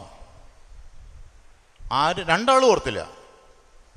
അങ്ങനെ അച്ഛൻ പറഞ്ഞു, എൻ്റെ കൂട്ടുകാരൻ അന്ന് പോവായിരുന്നു, ഞാൻ 2 ദിവസം കഴിഞ്ഞിട്ടാണ് പോകുന്നത്. എൻ്റെ ഭാര്യയും മക്കളും പോകുന്നില്ല, വെക്കേഷനാണ്. അച്ഛൻ പറഞ്ഞു, നീ ഒരു കാര്യം ചെയ്ത സണ്യ, നിൻ്റെ വീട്ടിലേക്ക് ഞാൻ റെസീറ്റ് ബുക്ക് കൊടുത്തയക്കാം, നീ അതും കൊണ്ട് പൊക്കോളാൻ പറഞ്ഞു. പിന്നത്തെ ദിവസം രാത്രിയായപ്പോൾ ഡിവൈനിൽ നിന്ന് വണ്ടി വന്നു. 20 കിലോ റെസീറ്റ് ബുക്ക്, ഒരു സൂട്ട് കേസ് നിറച്ച്, ഒന്നുമില്ല മേലെ. ഞാൻ അതും കൊണ്ട് ദുബൈ ചെന്നു. എയർപോർട്ടിൽ ഇറങ്ങി പുറത്ത് പോകാൻ നേരത്ത് ഇപ്പോഴാണെങ്കിൽ അവിടെ ലഗേജൊക്കെ സ്ക്രീൻ ചെയ്തിട്ട് അപ്പുറത്തേക്ക് വരാം. അന്ന് ആ സിസ്റ്റം ആയിട്ടില്ല. പെട്ടി നമ്മൾ ഒരു പോലീസുകാരൻ്റെ മുമ്പിൽ വെച്ച് തുറന്ന് കാണിച്ചു കൊടുക്കണം. എന്നിട്ട് അവർ ചെക്ക് ചെയ്യും, എന്നിട്ട് നമ്മൾ പുറത്തേക്ക് വിടുള്ളൂ. പെട്ടി മുകളിലേക്ക് എടുത്ത് വെക്കാൻ നോക്കിയപ്പോൾ എനിക്ക് മനസ്സിലായി, ഇത് പ്രശ്നം ഗുരുതരമാണ്. അങ്ങോട്ട് റെസീറ്റ് ബുക്ക് കൊണ്ടുപോകാൻ പാടില്ല. എൻ്റെ പെട്ടിയിൽ റെസീറ്റ് ബുക്ക് മാത്രമേ ഉള്ളൂ, വേറെ ഒന്നുമില്ല. അപ്പോൾ വെളിച്ചം കാണില്ല എന്നുള്ളത് ഉറപ്പായി. പിന്നെ ഒരു സമാധാനം, അവരെന്നെ പാകിസ്ഥാനിലേക്കൊന്നും അയക്കില്ലല്ലോ, കുറച്ച് നാളിൽ ജയിലിലിടും, അത് കഴിഞ്ഞ് നാട്ടിലേക്ക് വിടും. അപ്പോൾ രാജാവിന് എന്നെ വേണമെങ്കിൽ തിരിച്ചു കൊണ്ടുകൊള്ളും, ആ ഒരു വിശ്വാസം എനിക്കുണ്ട്. അങ്ങനെ ഞാൻ പെട്ടിയൊക്കെ വെച്ച് തുറക്കാനായിട്ട് താക്കോലെടുക്കാൻ പോക്കറ്റിൽ കൈയിട്ടപ്പോൾ ഒരു ക്യാപ്റ്റൻ അപ്പുറത്തുനിന്ന് വന്നു. എന്നോട് ചോദിച്ചതാണ്, സണ്ണി നീ എവിടെയായിരുന്നു? ഒരാഴ്ചയായിട്ട് മുദീർ അവരുടെ കേണൽ എന്നെ അന്വേഷിച്ചുകൊണ്ടിരിക്കുക, നീ വേഗം ആൾ പുറത്ത് കാത്തുക്കണ്ടെന്നു. ക്യാപ്റ്റൻ വിളിച്ചാൽ പോലീസുകാരുടെ മുമ്പിൽ ഞാൻ നിൽക്കേണ്ട വല്ല കാര്യമുണ്ടോ? ഞാൻ വേഗം പറ്റെടുത്തയാളുടെ പിന്നാലെ പോയി. കുറേ വഴിയങ്ങ് ചെന്നു. പുറത്ത് ഈ കേണലും ഇല്ല, കൊണ്ടുപോയ കേണലും ഇല്ല, ക്യാപ്റ്റനും ഇല്ല, വേറെ ആരുമില്ല. എൻ്റെ ഓഫീസിൽ നിന്ന് വണ്ടി മാത്രമേ ഉണ്ടായിരുന്നുള്ളൂ. ഞാൻ അതും കൊണ്ട് വീട്ടിൽ പോയി, റെസിറ്റ് ബുക്കും കൊണ്ടേ. ഞാൻ എൻ്റെ ഗ്രൂപ്പിൽ പറഞ്ഞു, പ്രയർ ഗ്രൂപ്പിൽ പറഞ്ഞു, ഇങ്ങനെ സംഭവം ഉണ്ടായി. അങ്ങനെ ഇപ്പം ഞാൻ വന്നേ, അല്ലെങ്കിൽ കുറച്ച് ആൾ വെയിലും മഴയും കൊള്ളാതെ കിടക്കായിരുന്നു ഉള്ളിൽ. അങ്ങനെ ഈ ബുക്ക് മറ്റുള്ള അബുദാബിയിലും അലൈനിലൊക്കെ കൊണ്ടു കൊടുക്കാനായിട്ട് ഒറ്റാൾക്ക് ധൈര്യമില്ല. അതിന് എൻ്റെ വണ്ടിയിൽ തന്നെ എല്ലാ ഗ്രൂപ്പുകളിലും ഞാൻ കൊണ്ടു കൊടുത്തു. ഇന്ന് നിങ്ങളുടെ കയ്യിലിരിക്കുന്ന ബൈബിള് അതിൻ്റെ ലക്ഷണമാണ്. Price the lord, praise the Lord. അപ്പോൾ ദൈവം വഴി നടത്തുമോ? വചനം വിശ്വസിക്കാൻ പറ്റുമോ? പക്ഷെ എന്താ നമ്മളിത് വിശ്വസിക്കാത്തത്? സംഭവിക്കുമെന്ന് നിങ്ങൾ പറഞ്ഞപ്പോൾ സംഭവിച്ചോ? ഇല്ലേ? സംഭവിക്കില്ലെങ്കിൽ സാക്ഷ്യം ഞാനാണ്. പോരെ? നിങ്ങളെല്ലാവരുടെയും കയ്യിൽ സാക്ഷ്യമുണ്ട്. ബൈബിൾ അടിച്ചിരിക്കുന്നത് മുരിങ്ങൂർ ഡിവൈനിലാണ്, ശരിയല്ലേ? അതിൻ്റെ തെളിവ് നിങ്ങളുടെ കയ്യിലില്ലേ? അപ്പോൾ ഇത് സംഭവിച്ചിട്ടുള്ളതാ. എന്നിട്ട് എന്താ നമ്മൾ വിശ്വസിക്കാത്ത? നമുക്കെന്തോ ഒരു മറുചിന്തയുണ്ട്. ഈ മറുചിന്തയോടാണ് നമ്മൾ ടാറ്റ പറയേണ്ടത്. ഈ മറുചിന്ത നമ്മളങ്ങ് ടാറ്റ പറയണം. ദൈവം നമ്മളോട് പറയുന്നുണ്ട്, നിങ്ങൾ ആദ്യം എൻ്റെ രാജ്യവും എൻ്റെ നീതിയും അന്വേഷിക്കുവിൻ, ബാക്കിയുള്ളതെല്ലാം അതോട് കൂട്ടിച്ചേർക്കപ്പെടും. ഇല്ലേ? പറയുന്നില്ലേ? നമ്മൾ അന്വേഷിക്കുക എന്തോട്ടാ? നമ്മളെന്താ അന്വേഷിക്കുന്നത്? നമ്മുടെ രാജ്യവും നമ്മുടെ നീതിയും. ദൈവത്തിൻ്റെ രാജ്യവും നീതിയും നമ്മൾ അന്വേഷിക്കാറുണ്ടോ? അതിന് നമുക്ക് എവിടെ നേരം? അല്ലേ? നമ്മൾ തിരക്കല്ലേ? ശരിയല്ലേ? നമുക്ക് തിരക്കില്ലേ? പിന്നെ എങ്ങനെ രാജ്യനീതി അന്വേഷിക്കാം? ഈ അറബി നാട്ടിൽ ഞാൻ ജോലി ചെയ്തപ്പോഴൊക്കെ, ഞാൻ പ്രവർത്തിച്ചപ്പോഴൊക്കെ ലാറ്റിൻ സഭയാണ്, സീറോ മലബാർ സഭയല്ല. നമ്മൾ സീറോ മലബാറുകാരാണ്. ഞാൻ ലാറ്റിൻ സഭയിലാണ് പ്രവർത്തിച്ചത്. നമ്മുടെ സഭയുടെ ഭാഗം തന്നെയാണ്. ഇവിടെയൊക്കെ 10 മണി വരെയൊക്കെ രാത്രി എനിക്ക് ജോലി ചെയ്യണം. അതിന് ശേഷമാണ് ഈ പുസ്തകം എടുത്തിട്ട് പുറത്തേക്ക് ഇറങ്ങാം, ബൈബിൾ എടുത്തിട്ടേ. ഒരു വലിയ സാക്ഷ്യമുണ്ട്, വലിയ സാക്ഷ്യമാണ്. ദൈവം എങ്ങനെ വഴി നടത്തുന്നതെന്ന് പറയാം. ഞാൻ നിങ്ങളോട് പറഞ്ഞല്ലോ, 94 ഞാൻ നവീകരണത്തിലേക്ക് വരുന്നത്. 94 കഴിഞ്ഞ് ഒരു ദിവസം ഞാൻ ഓഫീസിലിരിക്കുമ്പോൾ എൻ്റെ മുതലാളി എൻ്റെ ക്യാബിനിലേക്ക് വന്നു. എന്നിട്ട് ചോദിച്ചു, നീ എന്ത് ചെയ്യുക? ഒന്ന് കുറച്ച് പണിയുണ്ട്, നീ ഒരു കാര്യം ചെയ്യേ, നീ വാ നമുക്കൊന്ന് പുറത്തു പോവാം. എവിടേക്കാ? നമുക്ക് ഷോറൂം വരെ ഒന്ന് പോകണം, ഷോറൂമിലേക്ക്. അങ്ങനെ ആളെന്നെയും കൊണ്ട് ഷോറൂമിൽ പോയി. ആ ഷോറൂം ബെൻസ് കാറ് വെക്കുന്ന ഷോറൂമാണ്. ആളവിടെ കൊണ്ടുപോയിട്ട് എന്നോട് പറഞ്ഞു, ഇതിൽ നിനക്കിഷ്ടമുള്ള കാർ ഏതാ? ഞാൻ ഒരു സാധാരണ ഒരു കാറ്, ബെൻസിൻ്റെ ഒരു കാറ് കാണിച്ചു കൊടുത്തു. ഓക്കെ, ഈ കാറ് നിനക്ക് വേണ്ടി ഞാൻ മേടിക്കുക ഇപ്പോൾ. അപ്പോൾ ആ കാറുകൾ എനിക്ക് മേടിച്ചു. അന്ന് വരെ ഞാനൊരു ജപ്പാൻ നിർമ്മിത കാറാണ് ഉപയോഗിച്ചിരുന്നത്. അതിൻ്റെ വിലയിൽ വ്യത്യാസമുണ്ട്. ജപ്പാൻ കാറിന് ഒരു 25,000-30,000 ദിരാംസ് കൊടുത്താൽ കിട്ടും. ഇത് 1,20,000 1,30,000 ദിരാംസ് വിലയുള്ളതാണ്. ഇവിടുത്തെ 1 കോടി രൂപ വിലയുള്ള സാധനമാണ്. ആൾ പറഞ്ഞു, നീ ഇനി ഈ വണ്ടി ഓടിച്ചാൽ മതി. അപ്പോൾ ഞാൻ, എൻ്റെ ആ വണ്ടിക്ക് കുഴപ്പമൊന്നുമില്ലല്ലോ. ഇല്ല, നീ ഇത് ഓടിച്ചാൽ മതി. കാരണം ആൾ എനിക്കൊരു സൂത്രം പറഞ്ഞുതരാം. നമ്മൾ ഒരുമിച്ച് രാജാക്കന്മാരുടെ അടുത്തേക്കൊക്കെ പോകുമ്പോഴേ നീ ഈ ജപ്പാൻ വണ്ടി കൊണ്ട് പോകുന്നത് അവർക്കൊക്കെ വിഷമമാണ്. കാരണം നീ ഇത് ഓടിച്ചാൽ മതി. അന്ന് 94 ഓടിച്ചു തുടങ്ങിയതാണ് ബെൻസ്. ഇന്നും അത് തന്നെയാണ് ഓടിക്കണത്. ഇവിടെ വന്നപ്പോൾ വേറെ ആയിരുന്നു മാത്രം. ആ കമ്പനിയിലാണ് ഓടിക്കുന്നത്. അപ്പോൾ നമ്മൾ ദൈവം കൊണ്ടോക്കോളും. ഞാൻ ഈ വണ്ടി വാങ്ങിച്ച് കുറച്ച് ദിവസം കഴിഞ്ഞപ്പോൾ നമ്മുടെ നാട്ടുകാർ, നമ്മുടെ കൂട്ടായ്മയിലുള്ളവർക്ക് എന്നോട് പറഞ്ഞു, കരിസ്മാറ്റിക്കാരനാണ് പോകുന്നത്, എളിമ ഉപദേശിക്കുകയും എളിമ പഠിപ്പിക്കുകയും ചെയ്യുന്ന ഒരു വ്യക്തിയാണ് ഈ പോകുന്നത്. നവീകരണത്തിലേക്ക് വരുന്നതിന് മുമ്പ് മര്യാദയായിട്ട് എളിമയിൽ ഒരു ജപ്പാൻ കാറൊക്കെ ഓടിച്ച് ആവശ്യത്തിന് കൊണ്ടു നടന്നിരുന്നതാണ്. ഇപ്പോൾ ഏറ്റവും വലിയ ലക്ഷറി കാറാണ് കൊണ്ടു നടക്കണേ. അത് ഞാൻ കേട്ടു, എനിക്ക് വിഷമായി. ഞാൻ മുന്നേ കർത്താവ്, നീ എന്ത് കുരുത്തക്കേട് എന്നെ കൊണ്ട് ചെയ്യിക്കുന്നത്? എനിക്കപ്പോൾ വേണ്ടാന്ന് പറഞ്ഞാൽ പോരെ? വേണ്ടാന്ന് പറഞ്ഞാൽ അയാൾ സമ്മതിക്കില്ല. അങ്ങനെ ഞാൻ അന്ന് പനക്കിലച്ചനെ അവിടെ ധ്യാനിപ്പിക്കാൻ കൊണ്ടുപോയിട്ടുണ്ടായിരുന്നു. പനക്കിലച്ചോണ്ട് പറഞ്ഞു, അച്ഛൻ ഞാൻ ആകെ പെട്ടെടുക്കുക. എന്ത് പറ്റി? ഇങ്ങനൊരു സംഭവം ഉണ്ടായിട്ടുണ്ട്. ഇതുവരെ ജപ്പാൻ കാറായിരുന്നു, ഇപ്പോൾ ഈ കാറായി. ആൾക്കാരൊക്കെ പറഞ്ഞു തുടങ്ങി എളിമ പഠിപ്പിക്കുന്നതാണ് ബെൻസ് കാറിൽ. അപ്പോൾ പനക്കിലച്ചൻ പറഞ്ഞേ, അല്ല നീ ഇപ്പോൾ കാറല്ലേ കണ്ടോളൂ, ഇനി നിന്നെക്കൊണ്ട് ദൈവം ചെയ്യിക്കാൻ പോകുന്നത് എന്താണെന്ന് നീ നോക്കിക്കോ. അതുകൊണ്ട് ഇത് ദൈവം തന്നതാണ്, നീ ധൈര്യമായിട്ട് അത് ഉപയോഗിച്ചോ. ഇത് നിനക്ക് ഇത് തന്നെയാണ് വേണ്ടത്. ഇത് പക്ഷേ ഇതിനെ കുറച്ചുകൂടി വലുതാണ് വേണ്ടത്, ഇത് പോരാ. 1 മാസം കഴിഞ്ഞപ്പോൾ മസ്കറ്റിൽ നിന്ന് വികാരിച്ച് എന്നെ വിളിച്ചു. സന്നി ബ്രദറെ, ഇന്നിവിടെ നൈറ്റ് വിജിലാണ്, വ്യാഴാഴ്ച രാത്രി ഒന്നും കൂടി വരണം, വെള്ളിയാഴ്ച ഉച്ചയ്ക്ക് പോവാം. എൻ്റെ സ്ഥലത്തുനിന്ന് മസ്കറ്റിലേക്ക് 370 കിലോമീറ്റർ ദൂരമുണ്ട്.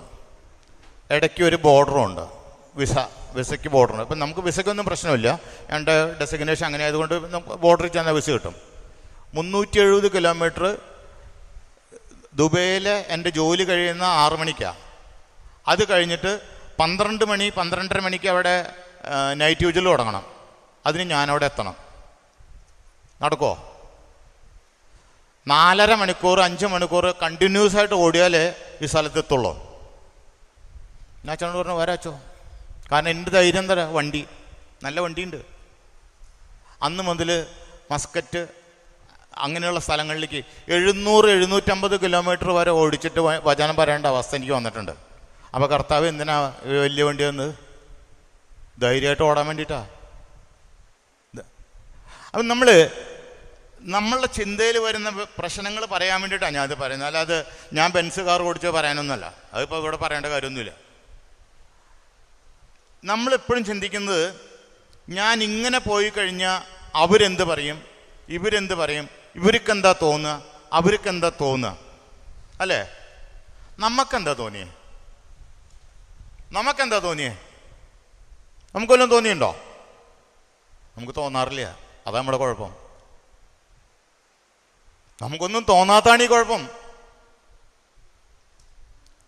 പിന്നെ നമ്മുടെ ഈ കേരളത്തിലുള്ള പോലെ മറ്റുള്ളവരെ കുറ്റപ്പെടുത്തുന്ന അവസ്ഥ മറ്റു രാജ്യങ്ങളിലൊന്നും ഇല്ല കേട്ടോ. ഇവിടെ നമ്മൾ പറയില്ലേ, ഈ കൂമ്പ് നുള്ളുന്നൊരു പ്രകൃതമുണ്ട്. കൂമ്പ് നുള്ളുന്ന എന്തെങ്കിലുമൊക്കെ പൊട്ടിമുളച്ച് വരുന്നുണ്ടെങ്കിൽ നുള്ളി കളയും. അതുകൊണ്ട് എന്നിൽ കുറച്ചെങ്കിലും ആത്മീയത ഉണ്ടെങ്കിൽ അത് വളർത്താനായിട്ട് വളരെ ബുദ്ധിമുട്ടാണ്. നമ്മൾ കുറേ പാടുപെടണം. നിങ്ങളൊക്കെ പേഴ്സണൽ പ്രെയറും ഒക്കെ ഉള്ളവരാണെന്ന് ഞാൻ വിശ്വസിക്കുകയാണ്. ആണല്ലോ? ഇതൊക്കെ കുറച്ചുകൂടി ശക്തി പ്രാപിച്ചാൽ മാത്രമേ ഈ പിച്ച് കളയുന്നത് പൊട്ടാതിരിക്കുള്ളൂ. മനസ്സിലായോ? ഈ പിച്ച് കളഞ്ഞു കഴിഞ്ഞാൽ 2 പ്രശ്നമുണ്ട്. ഒന്ന്, ചിലപ്പോൾ കൂമ്പ് ഉണങ്ങി പോവാം. അല്ലെങ്കിൽ എന്തുണ്ടാവുക?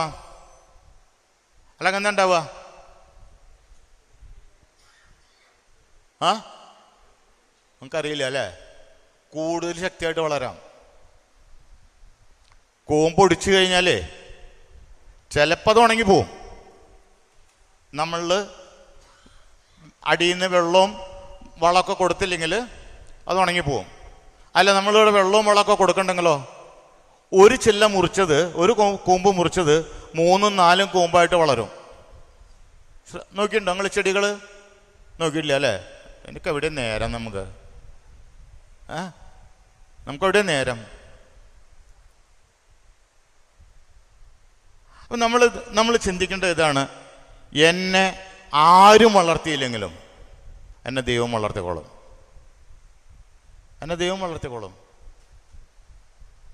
നമ്മൾ കുറേ കൂടി ഈ ലോകത്തിൻ്റെ നേട്ടങ്ങളെ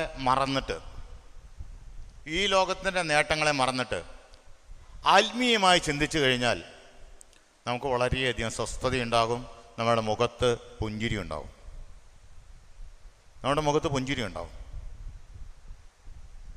നമ്മൾ എല്ലാം കെട്ടിപ്പിടിച്ചിരിക്കാനാണ് നമ്മളുടെ ആഗ്രഹമെങ്കിൽ നമ്മൾ ഒരിക്കലും സന്തോഷത്തോടുകൂടെ ജീവിക്കില്ല.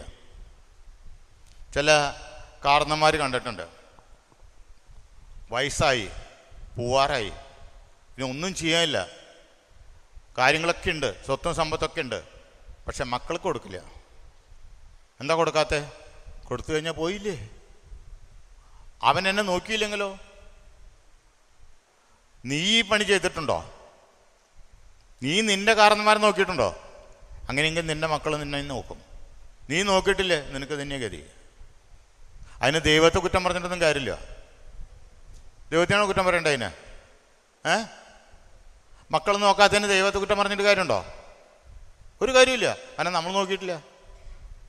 നമ്മൾ കാണിച്ചു കൊടുത്താലേ നമ്മുടെ മക്കൾ കാണുക, അല്ലേ? അപ്പം നമ്മൾ ചിന്തിക്കുക, ഈ ലോകത്തിന് വേണ്ടിയിട്ടാണോ പരലോകത്തിന് വേണ്ടിയിട്ടാണോ നമ്മൾ ജീവിക്കുന്നത്? നമ്മളൊരു കാര്യം മറക്കാതിരിക്കുന്നത് നല്ലതാണ്. നമുക്ക് നമ്മുടെ ആത്മാവിനെ ആരാ തന്നത്? നമ്മൾ പരിശുദ്ധാത്മാവുണ്ട് ഇല്ലേ? നമുക്ക് ആരാ പരിശുദ്ധാത്മാവിനെ തന്നെ? ഈശോ തന്നാണ് അല്ലേ? അപ്പം അത് കടം മേടിച്ച നമ്മൾ അല്ലേ? കടം മേടിച്ച് നമ്മൾ കൊണ്ടു നടക്കുക. ഈ കടം മേടിച്ച സാധനം ഒന്ന് അവിടെ തിരിച്ചു കൊണ്ടു കൊടുക്കണോ? പലിശ ഒന്നും കൊടുക്കണ്ട, അതെങ്കിലും കൊണ്ടു കൊടുക്കണോ? കൊടുക്കാൻ പറ്റുമോ? ഈ പോക്ക് പോയ നടക്കുമോ? പറ്റുമോ? ഇതാ നമ്മൾ ചിന്തിക്കണ്ടോ. ഈ പോക്ക് പോയാൽ ഞാൻ ഈ കടം മേടിച്ച സാധനം ഒന്ന് അവിടെ കൊണ്ടു കൊടുക്കാൻ പറ്റുമോ? അതിനിപ്പോൾ നമ്മൾ അമേരിക്കൻ യൂണിവേഴ്സിറ്റിയിൽ പോയി പഠിക്കൊന്നും വേണ്ട. നമ്മൾക്ക് കിട്ടിയിട്ടുള്ള വിശ്വാസത്തിൽ ഒന്ന് ജീവിച്ചാൽ മതി. നമുക്ക് എത്ര കൽപ്പനകളുണ്ട്? ദൈവകൽപ്പനകൾ എത്ര ഉണ്ട്? 10 കൽപ്പനയുള്ളോ? അത് എവിടെ നിന്ന് കിട്ടിയതാ? ഈ 10 കൽപ്പന എവിടെ നിന്ന് കിട്ടിയതാ? ദൈവം മോശ വഴി കൊടുത്തയച്ചാണ് ഈ 10 കൽപ്പനകൾ, അല്ലേ? പഴയ നിയമകാലത്ത്. ഉറപ്പല്ലേ? യേശുക്രിസ്തു വന്നപ്പോൾ എന്താ ചെയ്തത്? യേശുക്രിസ്തു പറഞ്ഞു 2 കൽപ്പനകൾ മതി. ദൈവത്തെയും സഹോദരനെയും സ്നേഹിക്കുക. അതിൽ ഈ 10 കൽപ്പനകളും അടങ്ങിയിരിക്കുന്നു. ഇങ്ങനെയല്ലേ പറഞ്ഞേ? അപ്പം 10 നിങ്ങൾ ബുദ്ധിമുട്ടുണ്ട്, 2 മതി. എണ്ണം കുറച്ചൊന്നും മറക്കാതിരിക്കാൻ വേണ്ടിയിട്ടാ. ഇപ്പം അതിൽ ഓർമ്മയുള്ള എത്ര ഉണ്ട്? നമ്മൾ എത്ര ഇതിൽ പ്രാക്ടീസ് ചെയ്യുന്നുണ്ട്? ദൈവത്തെ സ്നേഹിക്കണ്ട്, ഇല്ലേ? ഉറപ്പല്ലേ? പരസ്നേഹം ഉണ്ടോ? 10 നമുക്ക് ഓർമ്മയില്ല, പലതും മറന്നുപോയി. അപ്പോൾ യേശു പറഞ്ഞ് 2 മതി. 2 ഓർത്തിരുന്നാൽ മതി. ഒന്ന് ദൈവത്തെ സ്നേഹിക്കുക, ഒന്ന് സഹോദരങ്ങളെ സ്നേഹിക്കുക. അത് രണ്ടും നടക്കണ്ടോ? പിന്നെ നമ്മൾ എവിടേക്ക് പോവാ? പിന്നെ നമ്മൾ എവിടേക്ക് പോകണ്ടേ? നിങ്ങൾ പറയും.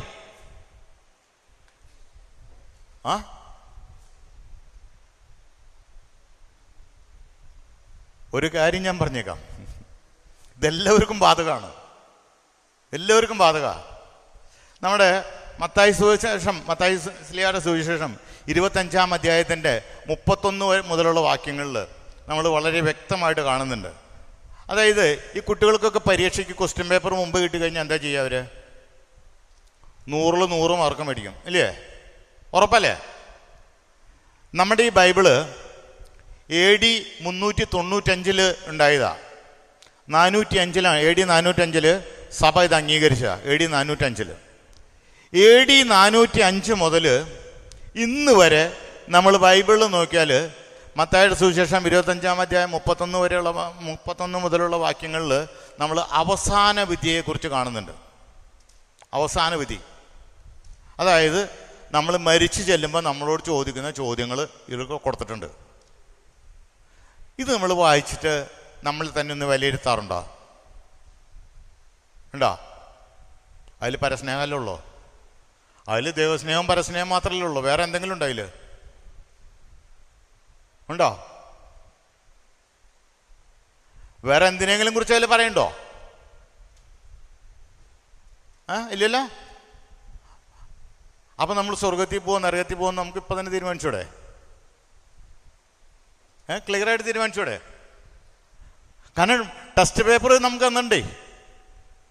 ഇനി ഈ ഭാഗം ബൈബിളിൽ മാത്രമുള്ള വേറെ ബുക്കുകളൊന്നുമില്ല. അങ്ങനെ നിങ്ങൾക്ക് ചിന്തിക്കണ്ടോ? ഖുറാനിൽ ഇത് ഇതേപോലെ തന്നെ കിടക്കുന്നത്.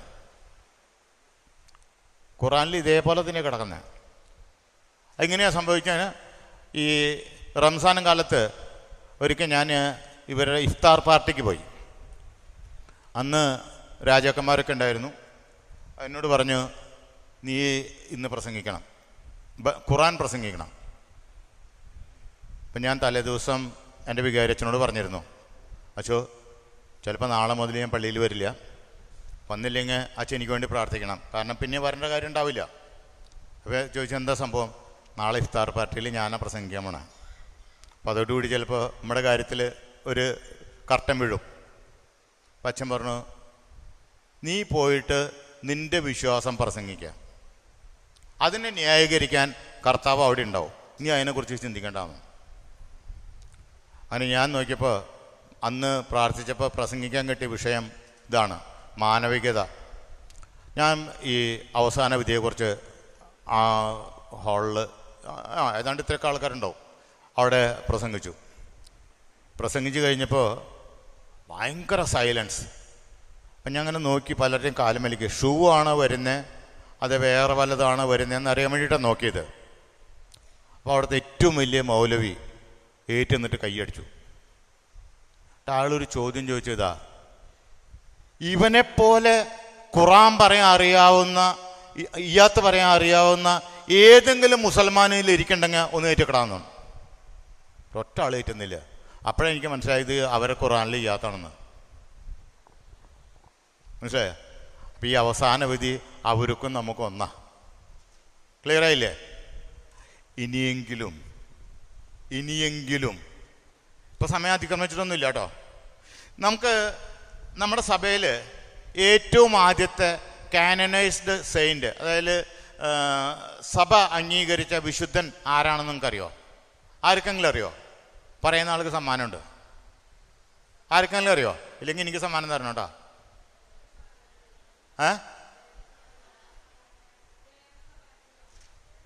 ഏറ്റവും ആദ്യത്തെ, ഇപ്പോൾ ദേവസ്വം പിള്ളേക്ക് ഇപ്പോഴല്ലേ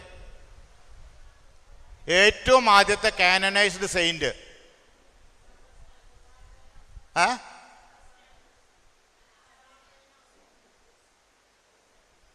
എന്താണോ? സ്തെഫാനോസ്. അതിനേൽ മുമ്പുണ്ട് സെയിൻറ്റ് ഡിസ്മാസ്. ഡിസ്മാസിനെ നിങ്ങളെല്ലാവരും അറിയും. ആരാന്നറിയോ? യേശുവിൻ്റെ കൂടെ 2 കള്ളന്മാരെ കുരിശിൽ നാട്ടിയിരുന്നു, ഇല്ലേ? നാട്ടിയിരുന്നില്ലേ? അല്ല, ഒരാളോട് യേശു ക്രിസ്തു എന്താ പറഞ്ഞേ? ഇന്ന് നീ എന്നോട് കൂടെ പറുദീസായിലായിരിക്കും. അതുതന്നെയാണോ കാനനൈസ്ഡ് സെയിൻറ്റ്? ആണോ? ആളുടെ പേരാണ് ഡിസ്മാസ്. അപ്പം സമ്മാനം എനിക്കാണ് കേട്ടോ, നിങ്ങളാരും പറഞ്ഞില്ല. അപ്പോൾ ആ യേശുവിനോടൊപ്പം കുരിശിൽ തറയ്ക്കപ്പെട്ട കള്ളന് സ്വർഗത്തിൽ പോകാമെന്നുണ്ടെങ്കിൽ ഇതൊക്കെ കേട്ട് എനിക്കാണോ പോകാൻ വിഷമം? അവനിതുപോലെ വചനം വല്ലതും കേട്ടിരുന്നോ? ഈ മത്തായിയുടെ സുവിശേഷം 25-ാം അധ്യായം 31 വാക്യങ്ങൾ അവൻ വായിച്ചിരുന്നോ? ഇല്ല. നമ്മളോ? ദിവസം വായിക്കുക ഇല്ലേ? ദിവസം വായിക്കില്ലേ? എന്നിട്ട് നമുക്ക് പോകാൻ പറ്റുമോ? അപ്പോൾ അതിനായിട്ട് ദൈവം നിങ്ങളെല്ലാവരെയും സമൃദ്ധമായി അനുഗ്രഹിക്കട്ടെ എന്ന് ഞാൻ പ്രാർത്ഥിക്കുക. എന്തിനു വേണ്ടിയിട്ടാ? സ്വർഗത്തിൽ പോകാൻ. നമുക്ക് അവിടെ വെച്ച് കാണാം. അപ്പം നിങ്ങൾ വല്ലപ്പോഴൊക്കെ ഓർക്കുമ്പോൾ എനിക്ക് വേണ്ടി കൂടി ഒന്ന് പ്രാർത്ഥിക്കണമേ എന്ന് നിങ്ങളോട് അപേക്ഷിക്കുകയാണ്. ഇനിയും വഴിത്താരയിൽ എവിടെയെങ്കിലുമൊക്കെ വെച്ച് നമുക്ക് കണ്ടുമുട്ടാം. എനിക്ക് പറഞ്ഞിരിക്കുന്ന സമയം 11:30 മണിയാണ്. അപ്പോൾ അതുകൊണ്ട് ഞാൻ തൽക്കാലം നിർത്തുകയാണ്. ദൈവം നിങ്ങളെല്ലാവരെയും സമൃദ്ധമായി അനുഗ്രഹിക്കട്ടെ എന്ന് പ്രാർത്ഥിക്കുന്നു.